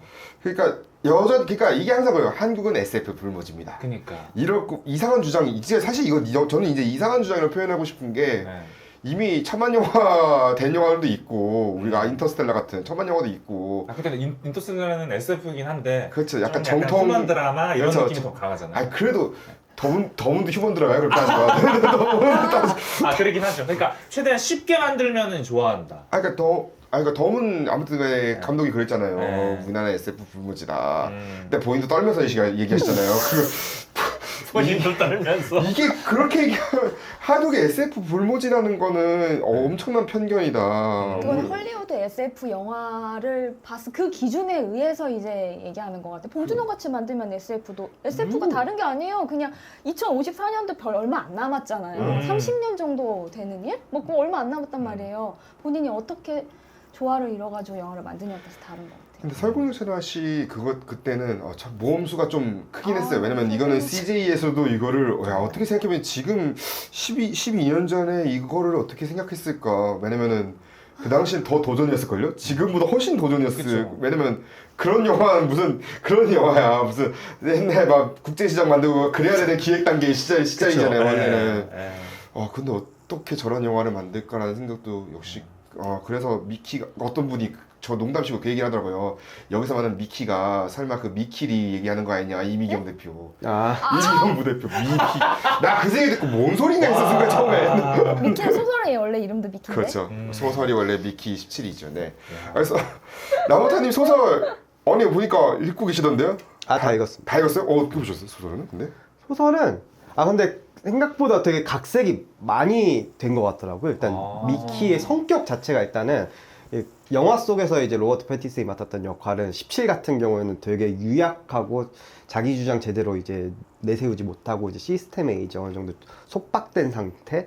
그 부분이 되게 많이 소위 말하면 호구스러운 면이 되게 많이 부각된 캐릭터라 생각하는데 소설 속의 캐릭터는 어느 정도 자기 주장도 뚜렷하고 심지어 마샬한테 대들기도 하고 그러니까 그런 측면들을 봤을 때 되게 좀 어느 정도 되게 너프시킨 거네요 그러면. 그 어느 정도 이제 분산을 시킨 것 같더라고요. 정확히 말하면 미키 18이라는 캐릭터의 측면이 어느 정도 이제 소설 속에는 이제 미키 7이죠. 7이란 그 캐릭터에게 이제 가지고 있다고 판단이 드는데 이제 그런 걸 봤을 때 되게 소설이 어느 정도 이제 컨셉슈얼한 그런 부분들 위주로 이제 뽑아서 이제 또 봉준호 감독 특유의 자기만의 테이스트를 잘 녹여서 만든 것 같아가지고 그 부분이 되게 좀 기억에 남았고 동시에 지금 양 기자님이 지금 노트북으로 검색하고 계시는 그 안나 마리아 벌트 발음이 왜 이렇게 길어? 네. 그래서 그 중에 이제 카이 카츠 맡은 캐릭터였죠. 네네. 사실 영화 보면서 그 카이 카츠란 캐릭터가 원작에 얼마만큼 비중을 차지하나 그 생각이 들었는데 실제로 원작에 보니까 원작에는 캣첸이라고 하거든요. 근데 꽤 비중이 확실히 있더라고요. 그래서 그 부분 좀 뭔가 그런 식으로 뭔가 비교하면서 읽는 그런 재미가 있었어요. 근데 좀 이거 마음에 안 드는 부분 중에 하나가 그것도 있어요. 뭐요? 이게 미키 7에서 17 17으로 바꾼 거잖아요. 네. 10명이나 심지어 더 죽인 거잖아요. 네네. 근데 그럴 필요가 있었을까라는 생각이 들었어요. 영화를 보고 나니까. 왜냐면은 저처럼 생각하시는 분들이 은근히 많더라고요. 17하고 18 성격이 굉장히 많이 다르잖아요. 네. 근데 왜 굳이 그럼 그 전까지 1, 2, 3, 4, 5, 6, 18 다 지나오면서 네. 다 성격이 비슷비슷하다가 왜 18만 성격이 극명하게 이렇게 바뀌었을까? 그럴 거면은 미키 2 여러분 이번에 각색한 영화 미키 2입니다 하면서 미키 1이랑 2가 다르다 하면 되는 문제 아닌가? 그럼 굳이 미키 1이랑 16까지를 굳이 보여줄 필요가 있었을까라는 생각이 든다는 거죠. 그 영화를 부분은 제가 좀 생각해 볼 수 있는 게 네. 일단은 그 10이라는 숫자 있잖아요. 네. 먼저 이 얘기부터 하는 게 낫겠네. 17이잖아요, 영화는. 근데 네. 아마 장현웅 기자님 아실 것 같은데 왜 17로 했는지에 대한 그 봉준호 감독이 이야기한 게 이제 17에서 이제 18 소위 말 성인으로 넘어가는 그 시기가 바로 그 시기여서 왜냐면은 이 영화에 대한 그 메인 키워드 두 개를 봉준호 감독이 반복한 게 하나는 사랑이고 두 번째가 성장이거든요. 그래서 이 남자가 이제 반복해서 이제 죽었다 다시 깨어나고 죽었다 다시 깨어나고 이 과정을 계속 반복하면서 성장하는 과정을 보여주고 싶었다라는 이야기를 했었고, 그 과정에서 이 원작은 미키 7이잖아요. 근데 7 같은 경우는 뭔가 이 반복되는 그 뭔가 그런 느낌이 좀 되게 짧다는 뭔가 감독님이 그 인상이 있으셨는지 그걸 10을 되게 추가해가지고 넣으신 것 같고, 이 10이라는 숫자에 제가 잠깐 그 포커스 된 게, 제가 이 미키 17을 보고서 그 이전에 봉준호 감독님이 그 외국 자본과 함께 만들었던 그 영화 2편을 봤거든요. 설국열차랑 이제 옥자. 근데 설국열차 같은 경우에는 그 설국열차에 고화성 캐릭터가 나오잖아요. 근데 고화성 캐릭터도 이제 보니까 17살로 등장을 해가지고, 근데 고화성 캐릭터도 이제 어느 정도 성인기로 넘어가는 그 시점에서 이제 그런 캐릭터를 만든 것 같아서 그 부분이 어느 정도 연동이 된 것 같고, 동시에 옥자 같은 경우에는, 옥자 혹시 이야기 기억하시는지 모르겠는데, 거기 그 이제 외국 회사에서 이제 옥자 슈퍼 돼지를 만들어가지고 각 국가에 이제 파견을 해서 10년이 지난 뒤에 이제 그 10년이 지난 상태의 애들을 이제 슈퍼 돼지 콘테스트를 연다. 이게 이야기의 시작을 하는데, 봉준호 감독이 있어서는 어느 정도 10년이라는 두 자릿수 정도 세월이 지나야 뭔가 어느 정도 성장기를 뭔가 관통했다는 뭔가 그런 느낌을 확실히 가지고 계신 것 같아요. 그래서 아까 말씀하신 대로 이제 뭐 원투가 아니라 좀 어느 정도 계속해서 이제 어느 정도 사건의 발달이 진행된 그런 의미에서 10을 추가한 게 아닌가 그런 생각이 들더라고요. 그래요? 제가 조금 덧붙여 보자면 네. 그런 추측 맞고 그 17, 18이 이제 성년이 되는 나이이기도 하니까 그 부분도 맞고 또 그 우리나라 청년들 중에서 이제 청년 노동자들 맞아요. 특히 블루 칼라나 일용직 혹은 뭐 이제 그렇죠. 비정규직들이 많이 이제 그렇죠. 돌아가셨잖아요. 그렇죠. 그런 부분에 대한 걸 이제 미키한테 투영을 한 부분이 있어요. 뭐 에스컬레이터 사고, 그렇죠. 공장 사고, 구역 그 스크린 도어 사고. 네, 많잖아요. 그게 맞아. 계속 반복되고 있잖아요. 근데 미키의 죽음도 계속 반복되고 있고, 미키는 사람으로 다른 사람들은 사람으로 쳐주질 않고 소품으로 안 생각해. 쳐주죠. 건전지처럼 죽으면 그냥 버리고 새 프린트. 건전지 끼는 것처럼. 그러다 보니까 그 청년들의 자리는 누군가가 또 와서 채워서 또 그걸 하고 있고, 시스템은 개선되지 않고 사람만 계속 바뀌고 있는 그런 상황을 빗대서 했기 때문에 더 10번을 죽였다는 생각이 들어요. 쿠조쿠조님 그렇게 말씀하셨는데, 미키 프린트 중에 케이블이 잠깐 빠지는 씬을 넣은 게 성격 변화에 영향을 준 것도 아닐까요? 라고 말씀하셨어요. 흥미롭네요. 네. 원작에서는 또 그게 있잖아요. 그 벽돌 모양의 기억이 다 업로드가 되잖아요. 근데 잠깐 그 케이블이 빠지는 그 몇 초도 업로드가 안 될 것 같은데. 그렇죠, 그렇죠. 그런 부분은 17과 18의 기억이 그대로 된 건가요? 근데 그러면은 저는 그 이전에 18이 나온 장면이 있었던가요? 없었어요. 없었죠. 그냥 네. 오니까 이미 나와 있어요. 많이 이미 나와 이미 있어요. 그러니까 저는 어. 사실 이 부분 되게 잠깐 물론 이제 그냥 생각만 하고 말았던 게, 사실 18이 나오는 장면이 어떻게 보면 이야기 맥락에서 봤을 때 나름 중요한 순간이라고 저는 생각을 해가지고, 그 부분은 어느 정도 뭔가 18이 나오는 순간에 또 따로 넣는 게 넣었어야 되지 않았나라는 뭔가 생각을 하면서 왜 저 순간이 안 나왔을까에 대한 고민을 잠깐 했었거든요.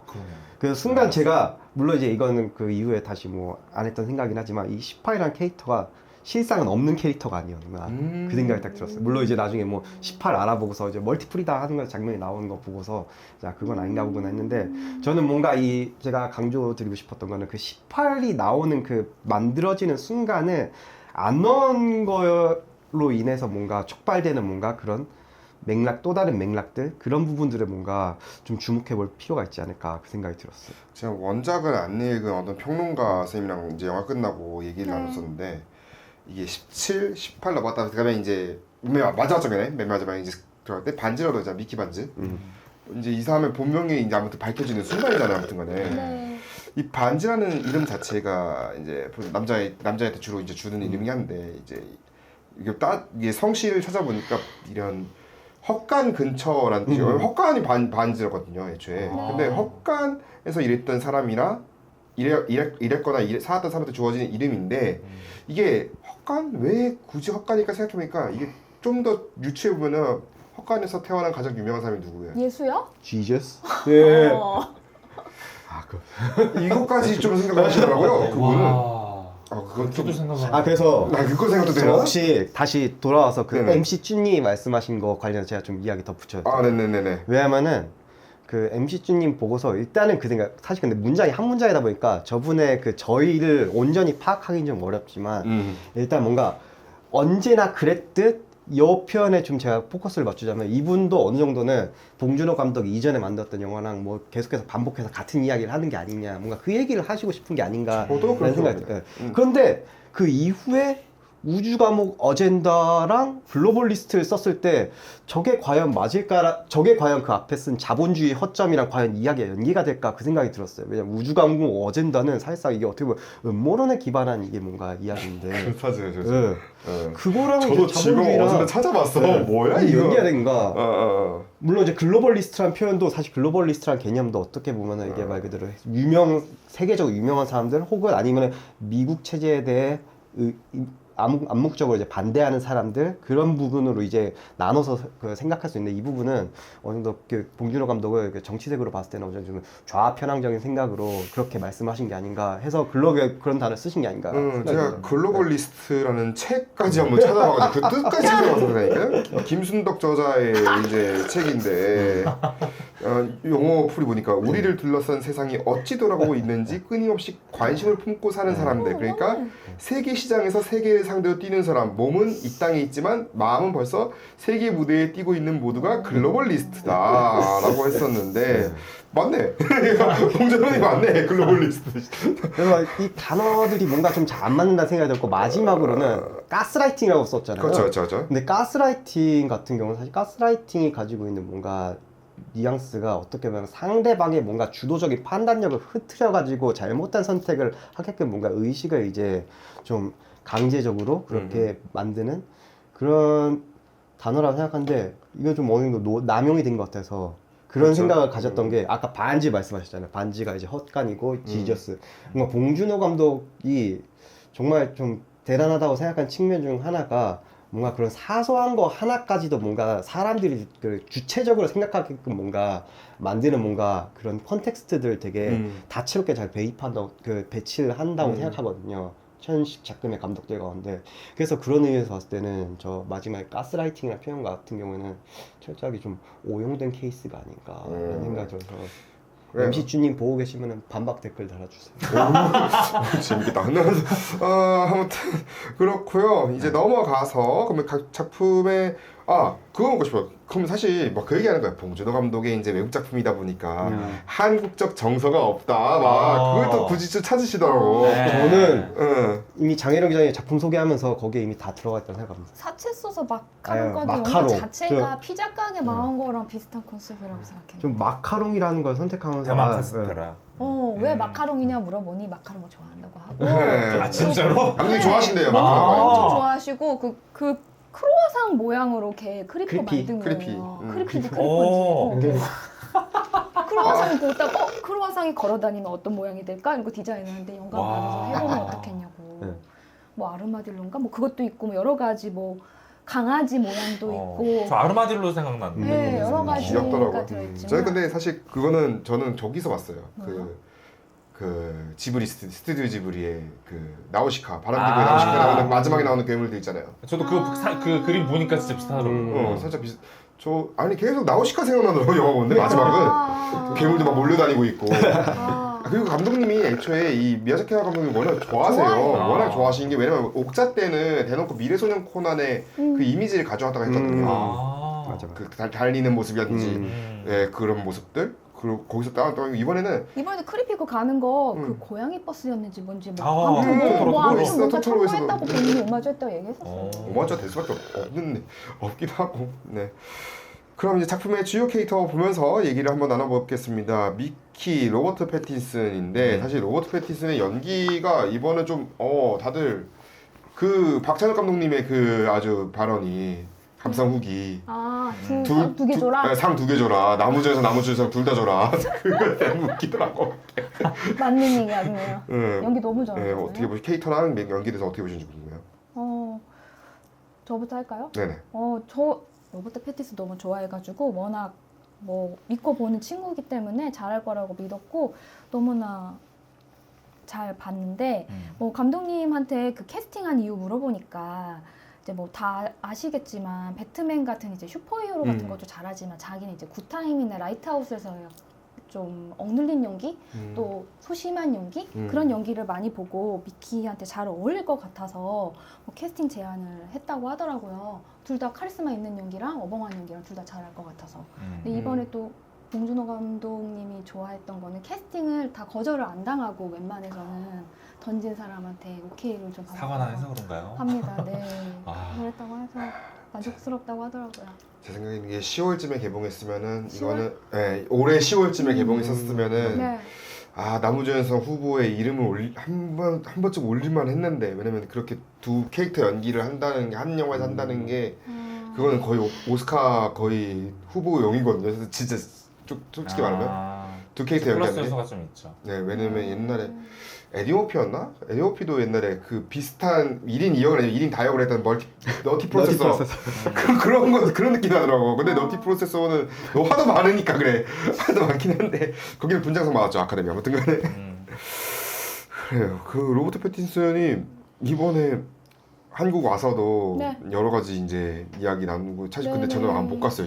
그 기자간담회를. 매너 너무 밝은 청년이라 저 처음 아, 그래요? 봤거든요. 한 네. 내한 처음이잖아요. 네. 근데 그렇게까지 웃는 상으로 계속 그렇게 있나 싶을 정도 어디 약간 나사 빠진 사람처럼 십시이네. 그냥 웃으면서 그냥 돌아다니고 그 하트도 되게 많이 우리나라에서 왜 이렇게 하트를 시키는지 그러니까. 모르겠는데 여러 가지 하트 있잖아. 그거 막 다 해와가지고 감독님이랑 뭐 하고 막 하고 하는데 해달라는 거 다 해주더라고요. 그리고 놀란 게 그걸 또 어떻게 알고 다 팬들이 뭐 사인해달라고 기다리고 있는데 그거 다 해줘.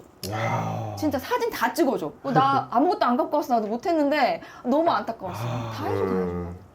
저는 솔직히 장영 기자님, 봉준호 감독님 인터뷰한다는 거 알았으면 좀 미리 드렸을 건데. 그러게. 근데 저도 겨우 받았습니다.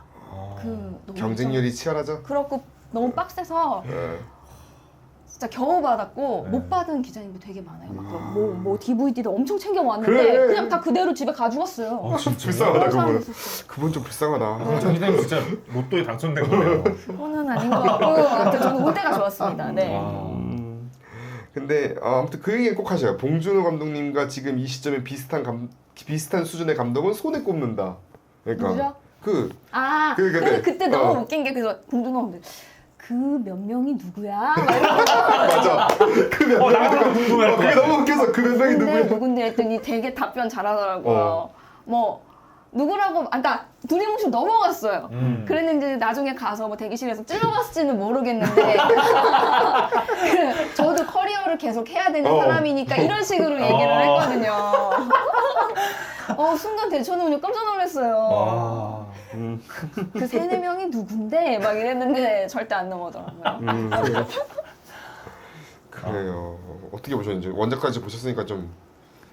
근데 원작에서는 뭘로 나와요? 6이에요? 6, 7, 뭐 7, 8이에요? 7, 8. 7, 8. 세븐 에이스로 불리는데 그리고 역사학자라서 얘랑 또 직업이 달라요? 맞아요. 지금 다른 되게 많이 달라면서. 오히려 역사학자 안 하는 게 맞다. 이렇게 할 거면은. 감독님이 그래서 자기는 SF도 잘 모르고 원작 소설도 읽어는 봤지만 그쪽이랑 좀 다르게 풀고 가고 싶어서 직업도 바꾸고 SF적인 과학적인 요소는 많이 배제하고 인간 냄새 나는 인간적인 걸로 바꿨다고. 아예 컨셉트를 글로 잡았군요. 네. 과학을 최대한 이렇게. 네, 자기는 하고. 과학도 잘 모르고 그럴 거면 이제 크리스토퍼 놀란처럼 이제 세세하게 물리학자 초빙 해가지고 이거 다 맞는 건가요? 막 이렇게 돼야죠. 그렇죠. 그러니까 저는 그걸 기대한 것 같아요. 계산해서. 네. 야 이거 논란이 많아서 어떻게 됐을까 생각해보니까. 그러니까 그 다른 영화 나왔을 것 다른 같죠? 영화 완전 다른 영화 그렇죠. 나왔죠? 갑자기 그거네. 네, 그러니까 일단 SF를 기준이 크리스토퍼 놀란이 있는 것 같아요. 맞아요. 그러니까 이제 SF를 우리나라에서 불모지라는 얘기가 나오는 거예요. 일단 기본적인 애니메트릭스 다 했을 것 같아. 그 괴물들은 다 애니메트릭스 일단 실제 있는 것처럼 보여줘야 되니까.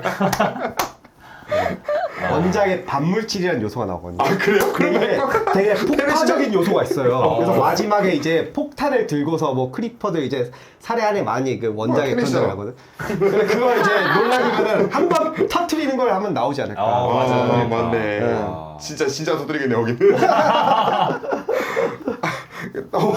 아까 모습던 로버트 패틴슨에 대해서. 네. 제가 그 일단 그 봉준호 감독 다른 그 예전 인터뷰를 찾아봤을 때 봉준호 감독에게 인간이란 어떤 존재냐고 그 인터뷰가 물어보는 그게 있었어요. 그래서 봉준호 감독이 하는 게 인간은 어리석은 존재다라고 하면서 그런 뭔가 어리석은 측면들 혹은 우스꽝스러운 측면들에 본인은 항상 이제 주목한다라고 말씀을 하셨고 사실 그런 게 이제 그간의 영화들에서 계속 나오잖아요. 그 주인공들이 한 번씩 나사 빨린 빠진 순간이 나오고 그래서 물론 이거는 뭐 봉준호 감독이 뭐 직접적으로 이제 말하는 건 아니지만 원작에서 같은 경우는 사실 원작 읽으면서 좀 되게 그렇겠구나 싶으면서도 그럼에도 이해가 안 되는 측면이 미키가 익스펜더블 지원하는 계기가 되게 짤막하게 나와요. 거기서 원작에서는 뭐냐면은 사실 원작이랑 그 극이랑 다른 것 중 하나가 다리우스 블랭크 맞는지 모르겠는데 그 마피아 두모 사체 빌린 그 사람의 비중이 되게 작은데 물론 근데 똑같아요. 익스펜더 지원한 계기가 이 다리우스를 피하려고 이제 가는 건데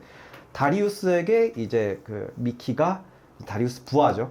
뭔가 고통 그 통감을 뭔가 온갖 느낄 수 있는 기계 한 방에 맞아가지고 거기에 한번 고통을 겪은 다음에 그게 싫어가지고 익스펜더블 지원한다라고 원작에서 그렇게 짤막하게 소개가 돼요. 근데 그 이후에는 따로 별다른 그게 근거나 이유가 안 밝혀지는데 뭔가 어쩌면은 봉준호 감독은 그 정말 위험천만한 혹은 되게 비윤리적일 수 있는 직업에 이 미키가 이제 지원을 하게 된 게 뜻하지 않게 그 뭔가 그 짤막하지만 그 엄청나게 고통스러웠던 그 순간으로 인해서 일생일대 선택을 한 게 아닌가. 거기서 뭔가 이런 미키라는 인물의 뭔가 어리석은 측면을 발견한 게 아닌가.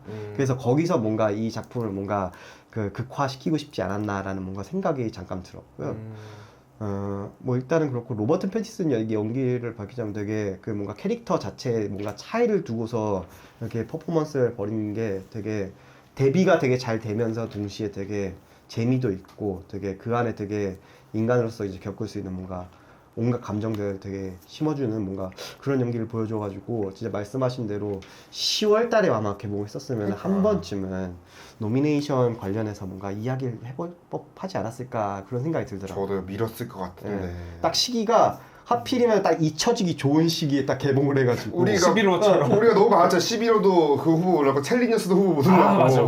아무 그나마 듀는 워낙 원체 센 영화였으니까 그냥 블록버스터. 기억이 돼 있으니까 사람이 그냥 저 기술 분야에서 주자 하면서 그냥 된 거였지. 얘는 시각 효과성도 솔직히 힘들 것 같고 후보가 지금 왜냐면 그나마 다행인 거는 듀 쪽 제작진이 달라붙어가지고 시각은 네, 그래서 제가 좀 믿을 만한 구석은 시각 효과상 후보 하나 정도거든요. 어떻게 될지 모르겠지만 특히 그리고 패티슨 연기가 근데 목소리 연기가 개인적으로 되게 좀 인상적이었어요. 맞아요.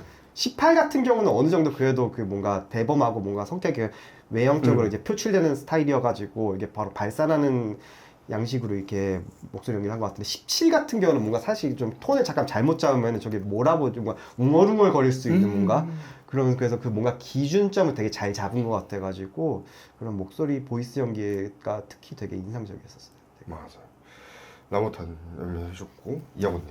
저는 민망하게도 다 칭찬만 하셔가지고 아니 뭐 하셔야 돼요. 저는 별로였거든요. 로버트 패티슨의 연기가. 왜냐면은 로버트 패티슨이 막 최근에 엄청나잖아요 연기가. 옛날 그 청춘 시절 연기랑 완전 다르게 연기를 잘하잖아요. 뭐 예를 뭐 저기 시절 트와일라이트 시절. 네. 트와일라이트 좋아합니다. 저 해리포터 불의 전 정도 할까? 저는 그 두 작품 되게 좋아하고 트와일라이트까지만 좋고 그 다음 작품부터 다음 시리즈 뭐였죠? 뉴문부터 별로 안 맞아, 좋아하는데 맞아. 어쨌든 트와일라이트는 저도 되게 좋아합니다. 근데 저는 이상하게 왜 안 사는지 모르겠어요. 그 봉준호 감독 영화가 해외 배우들이 연기할 때 왜 안 살까? 그 미스터리가 있거든요. 근데 이번에는 야 이제 기생충까지 찍고 또 이거 찍는데 이번에는 이제 완전 정점을 찍으셨잖아 하면서 봤는데 여전히 옥자나 설국열차 볼 때처럼 왜 안 살지? 근데 웃긴 거는 뭐냐면 스티븐 여는 살거든요. 그 디테일 맛이 살거든요. 그건 대화 그러면은 그거다. 이거 알 수가 없고 소통이 잘안 소통 돼서 부대인가? 그럴 수도 있고. 디렉션 소통 부재. 네. 그러지 않을까? 이상하게 저는 맛이 안 산다는 느낌이 계속 들어요. 확실히 그러니까- 한국 배우들하고 할 때랑 미국 배우랑 할 때랑 그치. 되게 다르. 그냥 할리우드 배우들은 기본적으로 자기의 틀을 가지고 연기하는 그러니까 감독이 하라는데 오케이 하라는 대로 그냥 하긴 하는데 네. 그러니까 그 디테일 이해 뭐지? 그러니까 본인이 담고 있는 거를 네. 이제 감독이 이제 해도 그냥 우리는 내 멋대로 간다 약간. 네. 그렇죠. 그 느낌이고 마치 그런 느낌이에요. 저도 과거에 연기를 했을 때 그런 느낌이 있거든요. 연기할 때 내 스타일대로 이렇게 소화를 해서 연기하는 게 있는 반면에 감독이랑 뭔가 안 맞아서 그냥 최대한 감독한테 맞추는 방식으로 연기한 적이 있는데 그 느낌이에요.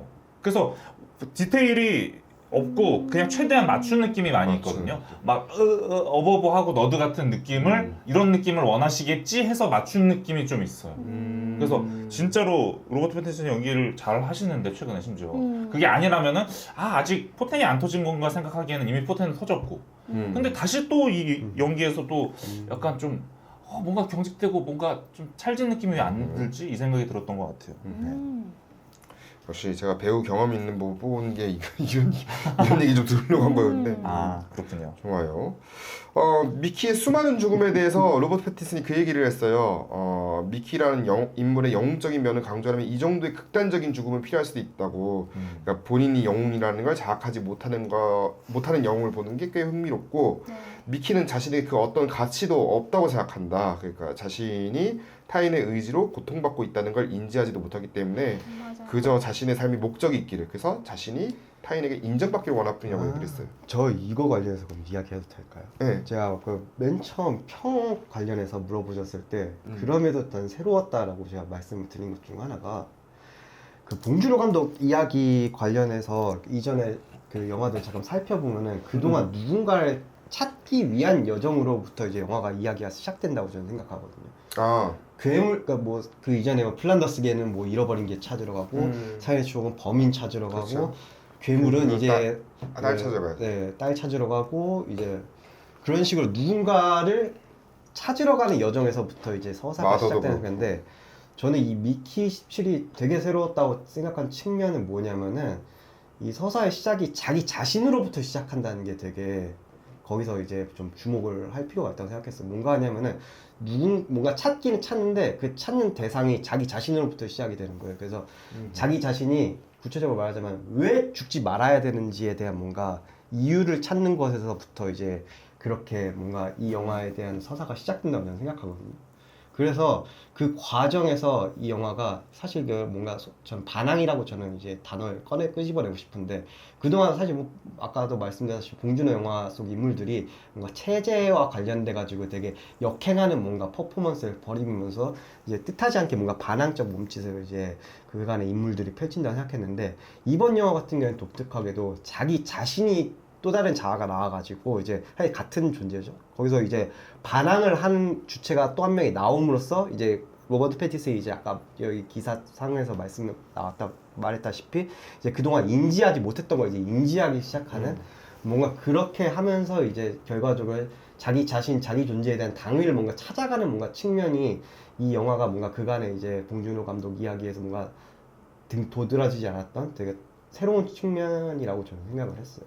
이제 그리고 자기가 왜 자기 존재의 당위와 관련돼서 봉준호 감독이 이제 거기에 대한 해답을 내놓은 게 바로 이제 계속 이제 누차 말했던 이제 로맨스, 사랑, 그 뒤에 이제 설명하신 나샤라는 캐릭터가 대비되는 이제 그런 식으로 이제 뭔가 이 사람은 되게 사랑을 받아야 되는 존재이기 때문에 그런 의미에서 이 사람은 아무리 어떠하더라도 죽어서는 안 된다라는 뭔가 당위를 뭔가 이 서사가 뭔가 담고자 하는 뭔가 핵심이지 않을까라는 뭔가 그런 생각이 딱 들었어요. 이 인터뷰를 보는 순간.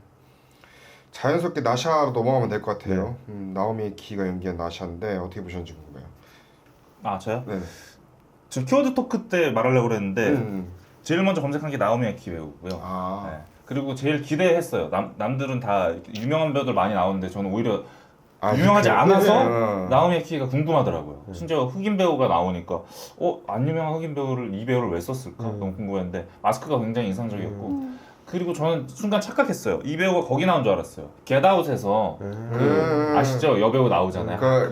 그 중간에 눈물을 흘리는 말없이 눈물을 흘리는 그 배우인 줄 알았어요 순간. 근데 검색해 보니까 아니더라고요. 아니죠. 어쨌든 이 나오미 에키 배우 매력적인 것 같고 무난하게 잘 소화한 것 같아요.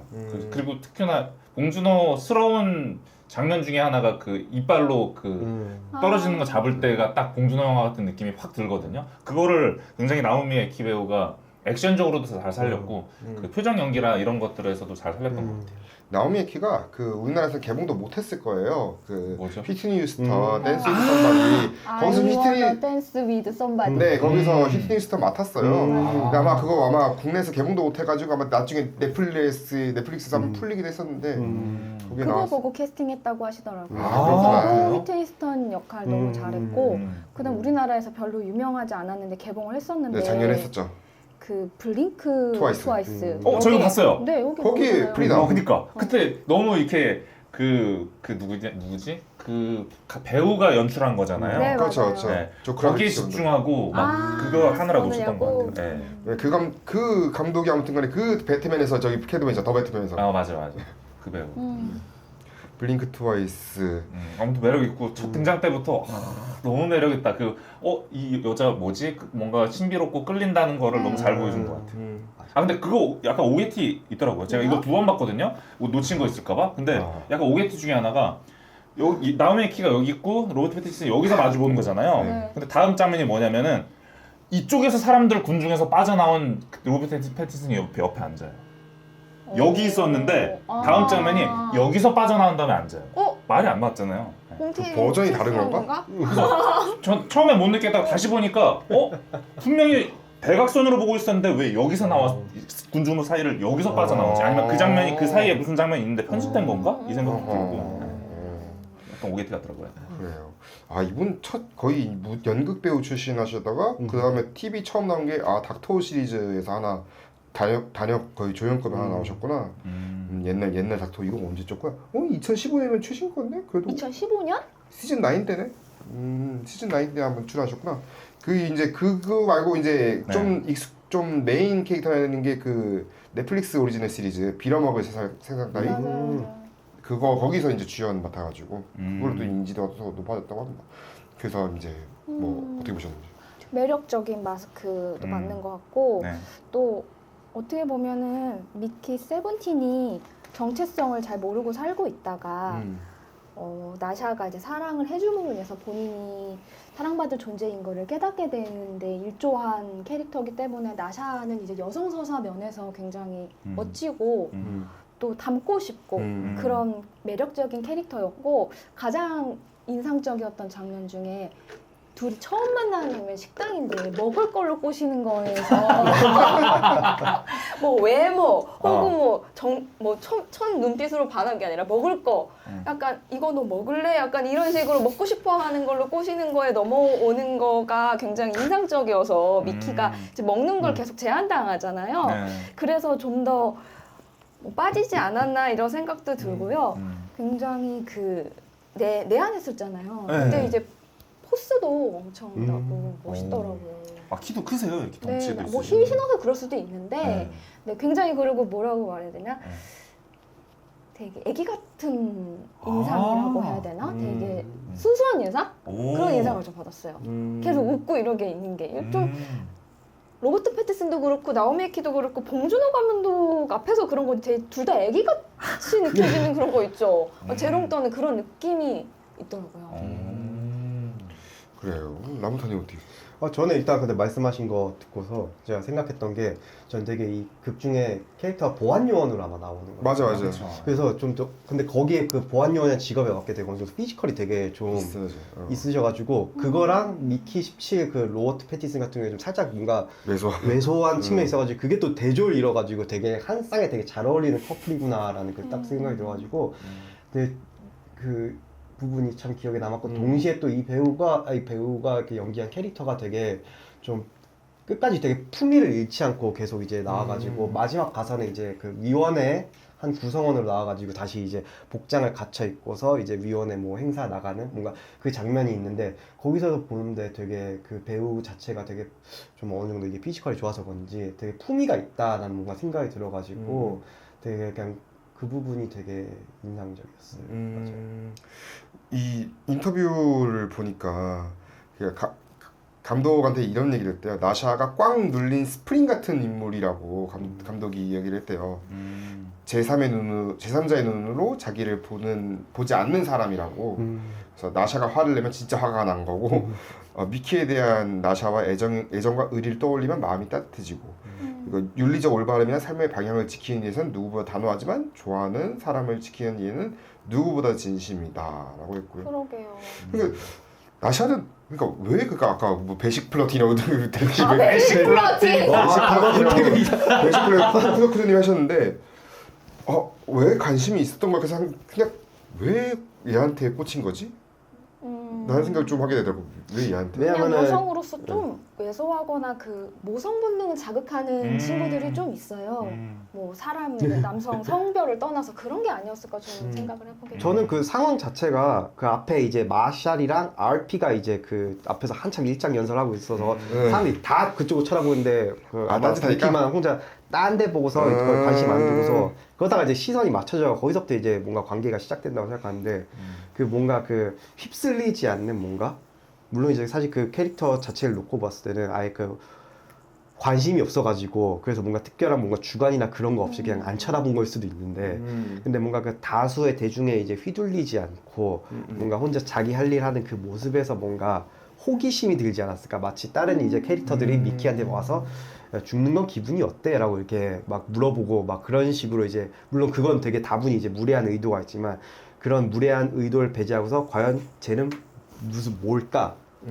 왜냐면 익스펜더블이라는 존재 자체가 워낙 그 사회 안에서는 이제 별종으로 이제 취급받는 존재이기도 하니까 그런 것들이 복합적으로 와가지고 저 사람을 한번 이제 뭐 알아보고 싶다라는 뭔가 그런 순수한 호기심에서부터 뭔가 시작된 게 아닌가 그 생각이 딱 들어요. 나오미 에키가 그 얘기를 하더라고요. 전혀 다른 사람이어서 좋았다고. 그러니까 정반대의 사람들이 서로 뭔가 끌리는 뭔가 있는 것 같다고 했고 나는 나샤가 미키에게서 다른 사람들을 보지 못하는 용기를 받다고 생각한다. 몇 번이고 죽음을 맞이하고도 또 오늘 하루를 일하러 가는 걸로 시작하는 건 생각하는 건 끔찍한 건데 그 상황 속에 살아가는 사람은 그것만으로 높이 평가할 부분이 있다. 그 나샤는 미키를 기계나 다름없이 생각하는 다른 사람들과 달리 한 인간으로서 존중한다 생각했고 그런 점이 두 사람을 연결하는 하나의 선인지도 모르겠다라고 이야기를 했습니다. 반대가 끌리는 이유네요. 그러게요. 자 이제 넘어가서 스티븐 연이 맡은 티모 이야기를 해볼게요. 친구죠. 네. 거의 죽이려면 친구인데 어떻게 보셨는지 궁금해요. 저는 이 영화 몇 안 되는 말은 빼고 단점으로 생각한 측면이 티모라고 생각해요. 단점. 왜냐면 원작에서는 이게 베르츠라는 그 이름으로 나오는데 그 베르츠는 확실히 원작에서 같은 경우에 되게 복합적인 측면이 있어요. 되게 소위 말하는 봉준호 감독 캐릭터 감독의 대다수가 이제 이 사람이 착한 건지 나쁜 건지 되게 의문스러운 그런 측면들을 되게 대다수 가지고 있다고 생각하는데 소위 말해서 그 원작의 그 베르츠 티모 캐릭터 같은 경우에는 그런 측면이 확실히 있다고 생각해요. 근데 여기서 같은 경우에는 전 티모라는 캐릭터 자체에 뭔가 캐릭터성이 크게 두드러진다고는 전 생각이 들지 않더라고요. 되게 그냥 저 친구는 그냥 되게 야가 빠진 친구 그 이상 그 이하도 아닌 뭔가 캐릭터로서밖에 안 비춰져가지고 저는 너무 생각보다 좀 너무 1차원적으로 뭔가 캐릭터가 나온 게 아닌가라는 뭔가 아쉬움이 들더라고요. 솔직히 그래서 뭔가 그 티모라는 캐릭터를 설명하는 데 있어서 되게 미워할 수 없는 이라는 표현이 되게 자주 등장하는 것 같은데 그거는 사실상 캐릭터 뭐 연출보다는 그냥 스티븐 연 배우 자체가 가지고 있는 매력에서 거의 그 전적으로 기인한 거라고 저는 뭔가 생각이 들어요. 약간 그 보도자료용 멘트죠. 네. 미워할 수 없는. 보도자료용 멘트. 그게 뭔가 영화적으로 뭔가 만들어진 결과가 아니라 그냥 배우 순수한 배우 피지컬로 만들어진. 뭔지 알 것 같은. 라모타님 해주셨고 이하고님. 저는 매우 뛰어나다고 봅니다. 그 스티븐 연기 보면서 너무 좋았고 연기는? 진짜 이거야말로 봉준호 영화 보는 것 같았고 특히나 가장 뛰어난 연기 중에 하나가 이제 너를 13조각 내야 돼 하면서 막 울잖아요. 막 이렇게 우는데 옆에서 그 나샤가 막 아유 뭐 어쩌고저쩌고 비난을 하니까 울다가 멈추면서 약간 기분 안 좋아지는 걸로 살짝 바뀌거든요. 그 디테일이 뛰어난 게 보통은 그거를 1차원적으로 연기하려면은 울다가 막 째려본다던가 그런 식으로 연기를 하면 너무 1차원적인데 스티븐 연은 울다가 표정이 점점 이제 우표정으로 살살 바뀌는 그 디테일 연기를 너무 잘하는 것 같아요. 그래서 뭐 장면마다 좋았고 그 라모타님이 말씀하신 그 1차원적인 부분은 저도 아쉽게 생각을 해요. 왜냐면은 더 풍부하게 이 캐릭터를 표현할 수 있는데 오로지 그냥 아우 얄밉고 나쁜 약삭빠른 여우 같은 사람 그냥 그 하나 1티어밖에 이렇게 못 보여준 건 좀 아쉽다는 생각이 드는데 후반부 엔딩 때 보면은 결국엔 이 친구가 결국 어떻게 해서든 살아나가잖아요. 그 부분도 약간 풍자적인 요소가 있는데 그러니까 제가 아쉬운 것 중에 하나가 이 풍자 요소가 너무 큰 것 같아요. 이 전체적으로 보면은 여기에 너무 힘을 많이 준 게 아닌가 그런 생각이 좀 많이 들었던 것 같아요. 장윤 기자님.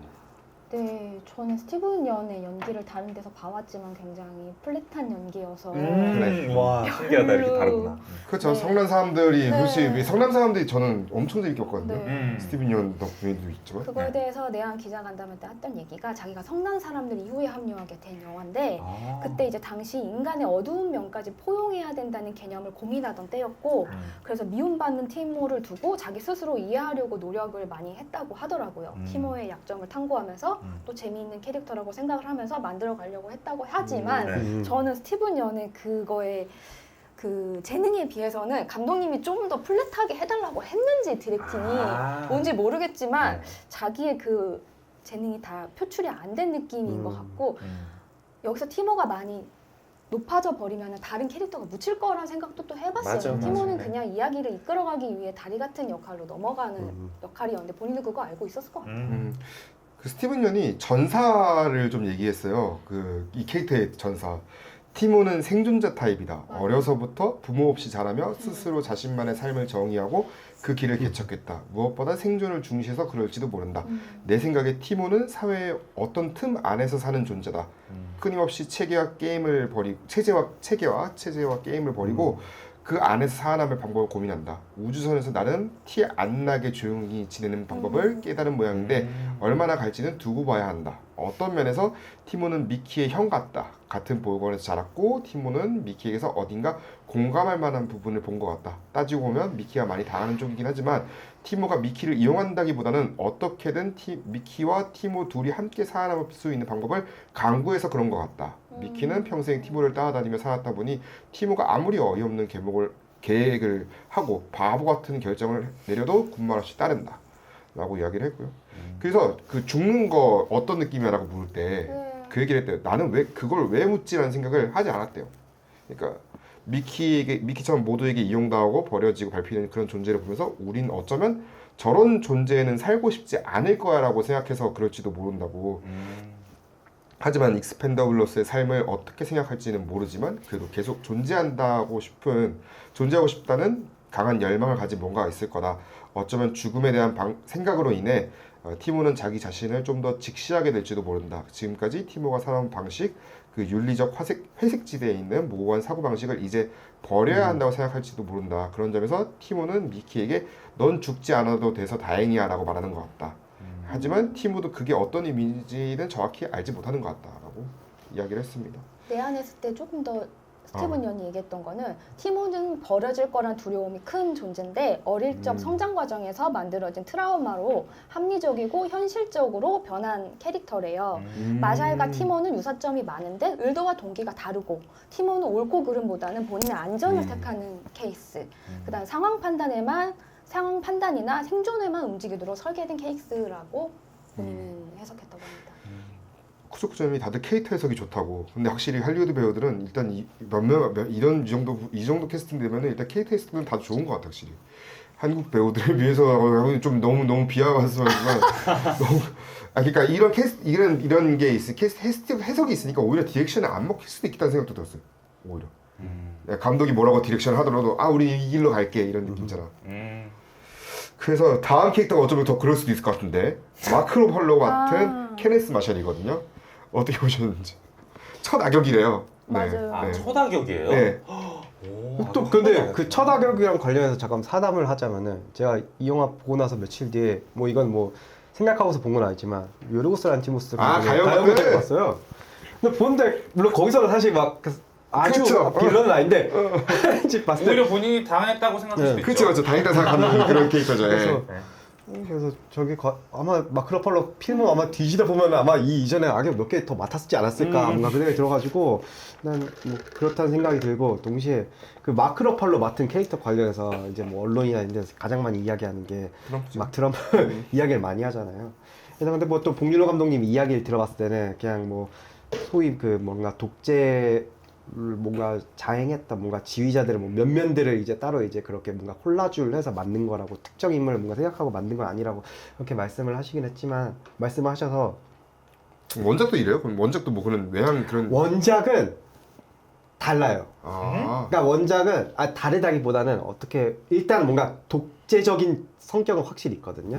근데 여기 같은 마크로팔로 같은 경우에는 되게 그 아내한테 뭔가 좀 휘둘리는 측면 있잖아요. 근데 원작에서는 RP가 안 나와요. 일단 마샬 혼자 나오는데 마샬 혼자 뭔가 여기서는 그 영화에서는 이게 마샬이 의원으로 나오는데 그 마치 그 소설의 마샬은 막 군인처럼 행동하는 그런 독재자처럼 그게 행동을 해요. 되게 그래서 그 아마도 영화 자체가 워낙 그 마크로팔로만큼이나 토니 콜렛에 대한 비중이 되게 커가지고 되게 이 둘을 되게 따로따로 이제 구분지어서 뭔가 말하기 되게 어려운 측면인데 적어도 이제 원작의 소설 같은 경우에는 뭔가 RP라는 캐릭터랑 마샬 캐릭터 다 어느 정도 합친 뭔가 그런 되게 그러면서는 뭔가 어느 정도 군인스러운 면모가 있는 캐릭터라고 말씀드릴 수 있을 것 같아요. 그래서 뭔가 그러면 뭔가 독재자적인 면모들을 되게 잘 연기했다라는 생각이 듭니다. 왜냐면 마크로팔로라는 배우 자체가 저는 제가 좀 격한 표현을 쓰자면은 지나가는 똥개 역할을 맡아서 수행할 수 있는 배우가 한 명이라고 생각해요. 그런 류의 또 다른 배우가 맷 데이먼이 있어요. 되게 먼 캐릭터를 맡아도 일단 평타 이상을 치는 그런 배우들. 저는 마크로팔로가 딱 그런 케이스라고 생각하는데 그러면 그런 의미에서 봤을 때 이번 역할 같은 경우에는 어느 정도 되게 롤플레잉 잘한 그런 측면이 있다고 말씀드릴 수 있을 것 같고 또 여담으로 이제 사담을 하자면은 저는 이 연기 뭔가 분장이나 이런 걸 봤을 때 사실 제가 제일 먼저 떠올랐던 건 트럼프가 아니라 말론 브란도였거든요. 말론 브란도 어디 말론 브란도냐면 지옥의 묵시록에서의 그 커치 대령을 연기한 그 말론 브란도 연기가 떠오르더라고요. 뭔가 특히 이 눈썹이랑 뭔가 흰머리가 난 그런 것들을 봤을 때 그 지옥의 묵시록 커치 대령 같은 경우에는 거의 비슷하게 그 마샬 의원처럼 이제 따로 이제 메인스트림에서 벗어나서 자기만의 뭔가 괴뢰국 같은 걸 뭔가 형성해서 거기서 이제 독단적으로 이제 뭔가 그런 거 세력을 이제 키우는 그런 캐릭터가 등장하는데 그런 의미에서 봤을 때는 되게 그런 마크로팔로의 연기가 되게 뭔가 그런 말론 브란드 뭔가 그런 측면을 뭔가 떠올리게 한다는 점에서 뭔가 이 캐릭터도 어느 정도는 되게 여러 가지 생각을 하게 만드는 그런 되게 잘 만들어진 캐릭터가 아닌가 그런 생각이 들었어요. 장윤 기자님. 근데 혹시 직접 보셨잖아요 이번에. 네.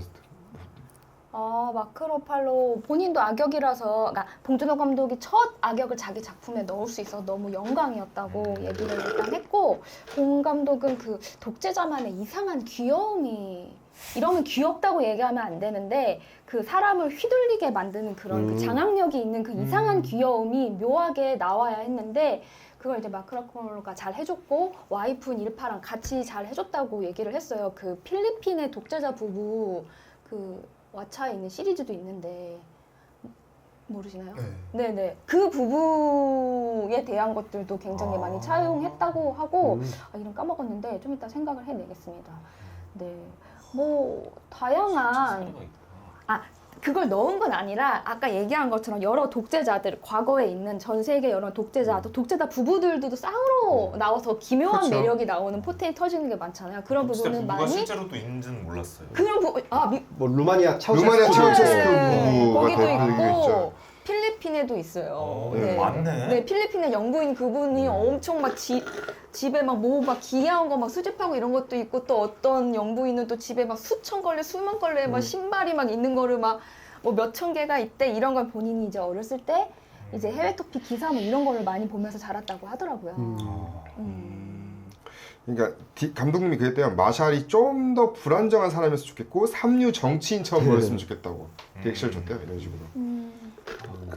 저는 그 부분이 마음에 안 들거든요. 오히려. 삼류 정치인. 그러니까 너무 일차원적으로 멍청해. 멍청한데 나 멍청해 한 게 너무 일차원적으로 느껴지거든요. 차라리 뭐 얘가 멍청한 건 알겠는데 어떤 특정 고집을 부려가지고 뭐 그 때를 쓴다던가 하는데 그걸로 뭐 긴장감을 유발시킨 게 아니라 그냥 처음부터 끝까지 나 멍청해 매우지 일차원적이다. 네, 그게 너무 일차원적이라는 생각이 들어서 그거를 한 번만 보여주고 끝내는 게 아니라 그런 모습들을 주기적으로 보여주는데 이미 한 번 봤는데 이걸 왜 계속 내가 또 보고 있어야 되지라는 생각이 든다는 거지. 그게 좀 아쉬웠어. 찾았습니다. 스페인의 이멜다 마르코스 집에 구두가 3,000켤레가 있는데 리셀러신가? 네, 20년 동안 필리핀 독재자로 군림했다고. 이거 관련된 왓챠의 시리즈도 있더라고요. 추가해서 보시면 재밌을 것 같아요. 네. 넘어가서 토니 콜렛으로 볼게요. 128 마샬 안 했는데 원래 없죠 원작에는. 원작이 없어요. 네. 위에 몰랐어요. 원작 없는 줄 일부러 부부를 넣었다고 해서 어떻게 보셨는지. 토니 콜렛 근데 그게 있어요. 토니 콜렛 여기서 저는 연기 좋았다고 생각하거든요. 토니 콜렛이 사실 그 전에 되게 연기를 되게 훌륭하게 한 그 이력들이 많아가지고 사실 그거에 비해서는 크게 뭔가 일부분만 따온 것 같죠, 네, 거기에. 네, 그래서 똑같이 그냥 저도 이제 그 아까 마크 러팔로 얘기했듯이 그냥 주어진 역할 그냥 잘 수행했다. 마크 러팔러나 토니 콜렛은 자기 1인분만 하고 그냥 맞아요. 딱 거기서 그냥 끝.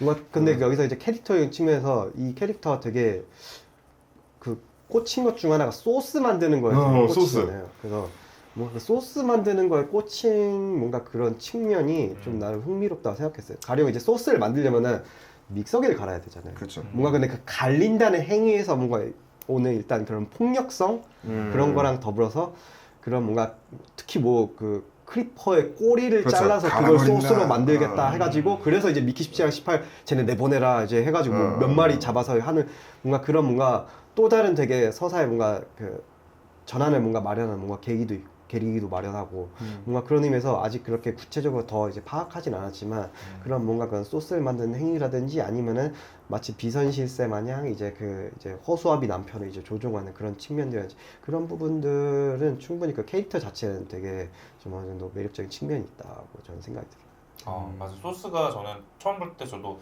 뭐 이렇게 소스에 집착을 해? 이 생각을 했는데 그 다시 두 번 보니까 소스에 집착하는 게 그건 것 같다는 생각이 들었어요. 이것도 어쨌든 계급 얘기를 하는 거잖아요. 소스가 남들과 좀 다른 나만의 이제 너보다 더 위다라는 거를 보여주는 장치처럼 보이기도 했거든요. 마치 우리가 식당 맛집 할 때 소스가 굉장히 중요하잖아요. 그게 그걸로 퀄리티가 나뉘고 등급이 나뉘는 것처럼 그래서 계속 그 소스 말하는 이유가 그것처럼 느껴지더라고요. 아 나는 이런 특별한 게 있어. 너희들은 없지. 나 특별한 소스가 나한테는 있다. 나 급을 나누는. 약간 예전에 향신료가 사치품이었잖아요. 딱 그런 개념이죠. 네. 그런 개념으로 있었고. 근데 뭐 연기는 그 저도 라운타님 말씀하신 것처럼 나이브스 아웃의 그런 아하하 이런 거 따오고 마지막엔 남편 유전. 죽을 때 이제 막 괴로워하잖아요. 그거는 유전 부분 따오고 그런 그냥 스테레오 타입으로 그런 이미지를 보여주려고 잘 연기한 것 같아요. 어차피 봉준호 감독도 딱 그 정도만 그 정도, 생각했던 것 같아요. 어. 보니까 지금. 이제 그만 끝날까에서도 토니 콜렛 나오거든요. 맞아. 거기도 유전만큼 무서운 여러 가지 할머니부터 시작해가지고 중년 부부, 뭐 중년 버전 뭐 여러 가지를 보여줘요. 그 부분도 생각 많이 났고 네. 저는 이 소스 부분 네. 아니 소스가 그러니까 문명의 리트머스 같은 그런 거래요. 그러니까 아까 말씀하신 것처럼 미키 디노 초대했을 때 미키한테는 배양육을 주는데 소스가 그냥 한 번만 부어져 소스인지 뭔지 갈색 그냥 덩어리만 이상하고. 있잖아요. 그래서 자기네들 그 누구지? 카이 올 때는 플레이팅이 아주 그왜 프랑스 요리 보면은 거기에 이제 소스가 여러 가지가 막 되어 있잖아요. 맞아, 그런 맞아. 것처럼 이제 문명이 우리가 이만큼 발전했고 또 이 당시에 니프라임 말고 또 다른 식민지 행성을 서로 경쟁하는 그 배경인 거예요. 그러니까 나는 어떤 행성에 가서 어떤 걸 뭘 했는데 우리는 이 행성에서 사람이 먹을 수 있는 정말 고급진 요리와 그 소스까지 만든 우리는 되게 문명이 발달한 우린 저기야, 우린 이겼어 너네를 이런 느낌으로 보여주는 허세라고 하더라고요. 그렇죠. 마치 핫도그 먹을 때 너 케첩 안 뿌려 먹지? 난 머스타드 소스까지 다 뿌려 먹어. 뭐 이런 느낌인 거죠. 그리고 제가 사실은 원래 키오토크 때 얘기하려고 했던 걸 이제 지금 얘기하자면 이제 다음 배우로 얘기할게 아나마리아 바톨로메이거든요. 네. 전 몰랐어요. 그다음에 저 긴가민가 했어. 긴가민가인데 자막 올라가는 거 보고 그다음에 장 기자님이었나? 맞아요. 그 저한테 알려주셨잖아요. 이거 맞네? 그러면서 아나마리아라고. 이야 드디어 이거 100% 역시 그거구나. 레벤느망 인연이구나 이거 무조건. 레벤느망 그때 저걸 받았을 때 베니스에서 황금사자상 받았을 때 그때 심사위원장이 봉준호 감독이잖아요. 아마 축하 파티나 여러 가지에서 얘기 나오지 않았어요? 그러니까 거기서 얘기했대요. 보니까 거기 그때 캐스팅했대요. 예. 그때 보고 나서 사실 뭐 여러분 아시면 비올레타라는 뭐 영화 비올레타. 거기서부터 시작해서 저는 개인적으로 이거 아마 국내 개봉 예정이라고 하는데 저는 저때 봤어요. 뭐예요? 작년 그 여성 영화제에서 본 게 마리아 나로 살기. 그게 이제 그거잖아요. 그 파리에서의 마지막 탱고 그 네, 유명한 맞아. 그 마리아 버스였던 네.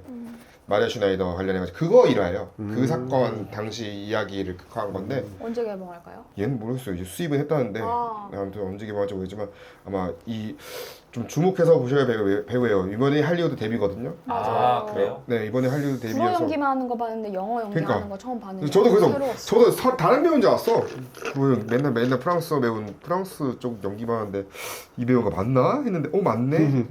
약간 제가 그 느낌이었어요. 이 배우를 봤을 때 느낌이 그 미션 임파서블 고스트 프로토콜 당시에 거기 레세드. 네 그때 느낌이었어. 아 비슷해. 그때 라세이드처럼 뭔가 드디어 이 배우도 할리우드 왔구나 이런 느낌 있잖아요. 근데 저 이분 연기 하나 아쉬운 거 있었는데 뭐야? 그 롱테이크로 이렇게 침대에서 꼬신 아, 장면이 꼬신 장면. 길게 예, 나오잖아요. 예, 예. 근데 전 사실 그 장면이 NG 장면처럼 보였거든요. 아 왜요? 왜냐하면은 보통 여자들이 머리를 이렇게 귀 뒤로 넘기는 경우가 있잖아요. 그러면은 좀 약간 잘 보이거나 이쁘게 예뻐 보이고 보이거나 싶어서. 하는 경우가 있는데 심지어 카메라가 여기서 왼쪽을 잡는단 말이에요. 자기 왼쪽 얼굴을.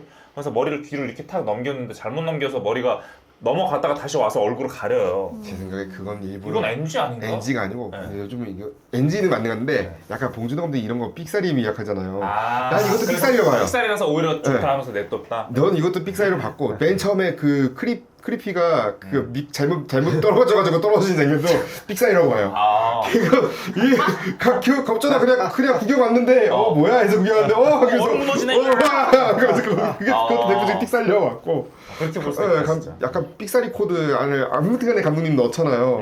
그것도 왠지 삑사리 코드에서 넣게 된 것 같아. NG 딴 감독이 NG였을 건데 그러니까. 딱 오케이 코드까지 된 것 같아요. 그렇군요. 그건 저는 뭐, 네. 키워드 토크로 네. 그 아까 말씀하신 분이랑 비슷하게 저는 그 아마 배우 이름이 맞는지 모르겠어요. 홀리데이 그레인저인가? 그 빨간 머리라고 보니까 크레딧에는 그렇게 뜨더라고요. 빨간 머리예요? 더 레드 헤어라고 뜨는데 그 초반에 익스펜더블 그 가르쳐 주면서 이제 마지막 그 이제 관문이 이제 총을 쏴야 된다고 직접 그렇게 막 설명해 주는 그 배우가 있었거든요. 전 그 배우 연기가 되게 강렬했다고 생각해가지고 혹시나 뭐 다른 데 뭐 출연한 영화가 있나 싶어서 잠깐 검색해봤는데 따로 나오는 건 없더라고요. 홀리데이 그레인저. 사실 원작에는 따로 그 비슷한 역할을 하는 그 캐릭터가 있는데 제가 보니까 영화 각색하는 과정에서 따로 이게 뭔가 다른 그 익스펜더블 설명하는 여러 캐릭터들 종합해가지고 따로 이 레드 헤어라는 캐릭터 하나에 만드는 것 같더라고요. 근데 되게 그거를 그 짧은 분량인데 되게 좀 일단 이미지에서 오는 되게 강렬함이라든지 그 이후에 그 마지막 익스펜더블이 되려면은 직접 자기가 자살을 해야 된다 이런 걸 이제 설명해주는 장면까지 그걸 되게 임팩트 있게 잘 그 뭔가 소화했다는 뭔가 생각이 들어서 이제 영화가 끝나고 나서 한번 검색을 하게 되더라고요. 이제 배우 얘기는 다 끝났고요. 네. 인상적이었던 장면으로 넘어가 볼게요. 네. 근데 지금 다 말씀하셨던 거 말고 그 외에 혹시나 생각하신 장면 있으시면은 말씀해 주세요. 저는 그거 있어요. 네. 그 배우 중에 오히려 나열된 배우보다 그 연구소 왕안경 그 여자 아이 있잖아요. 그 친구가 더 인상적이거든요. 오히려 좀 더 많이 나왔으면 좋았겠다라는 생각이 들 정도로 그 이유가 뭐냐면은 마치 아노라의 옆에 그 계속 붙어 있잖아요. 이고르가 붙어 있잖아요. 이거를 그거를 진짜 관객처럼 목격하고 있다는 느낌을 많이 받았거든요. 막 남들 막 야 우리 연구 성공했어 해서 막 인증샷 찍고 있을 때 그 둘이 같이 있고 막 이겨내려고 하는 모습을 얘만 목격하는 거잖아요.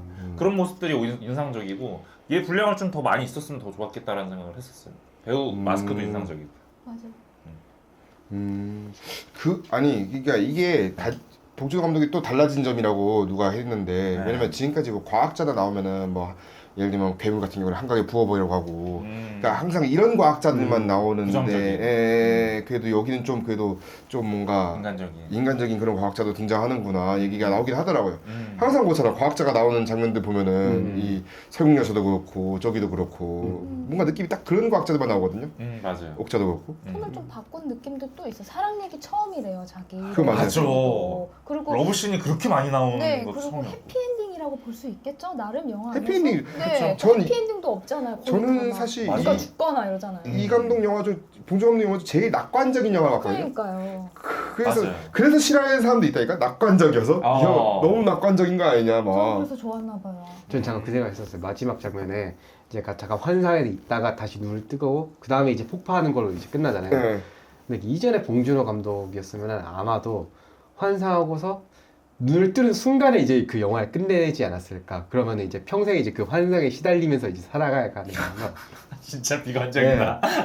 아니 그 비관적인 게 아니라 네. 봉준호 감독 영화 자체가 원래 항상 그 해소되지 못 항상 봉준호 감독 영화가 최대 가지고 있는 그 두려움의 그 심연이 결국에 이 시스템은 이제 변화되지 않을 거라는 뭔가 측면이 항상 있어가지고 그럼에도 우린 살아갈 수밖에 없다라는 뭔가 그런 요소들이 항상 있는데 이거 그런 것처럼 만약에 그 상태에서 꺼지면은 어쨌거나 그런 환상을 가지면서도 미키는 결국에는 새 삶을 살아가야 된다라는 점에서 똑같이 그렇게 뭔가 낙관이라고 할 수도 없고 비관이라고 할 수도 없는 뭔가 그런 요소들이 두드러지지 않을까 그 생각이 딱 들더라고요. 결과 관련해서.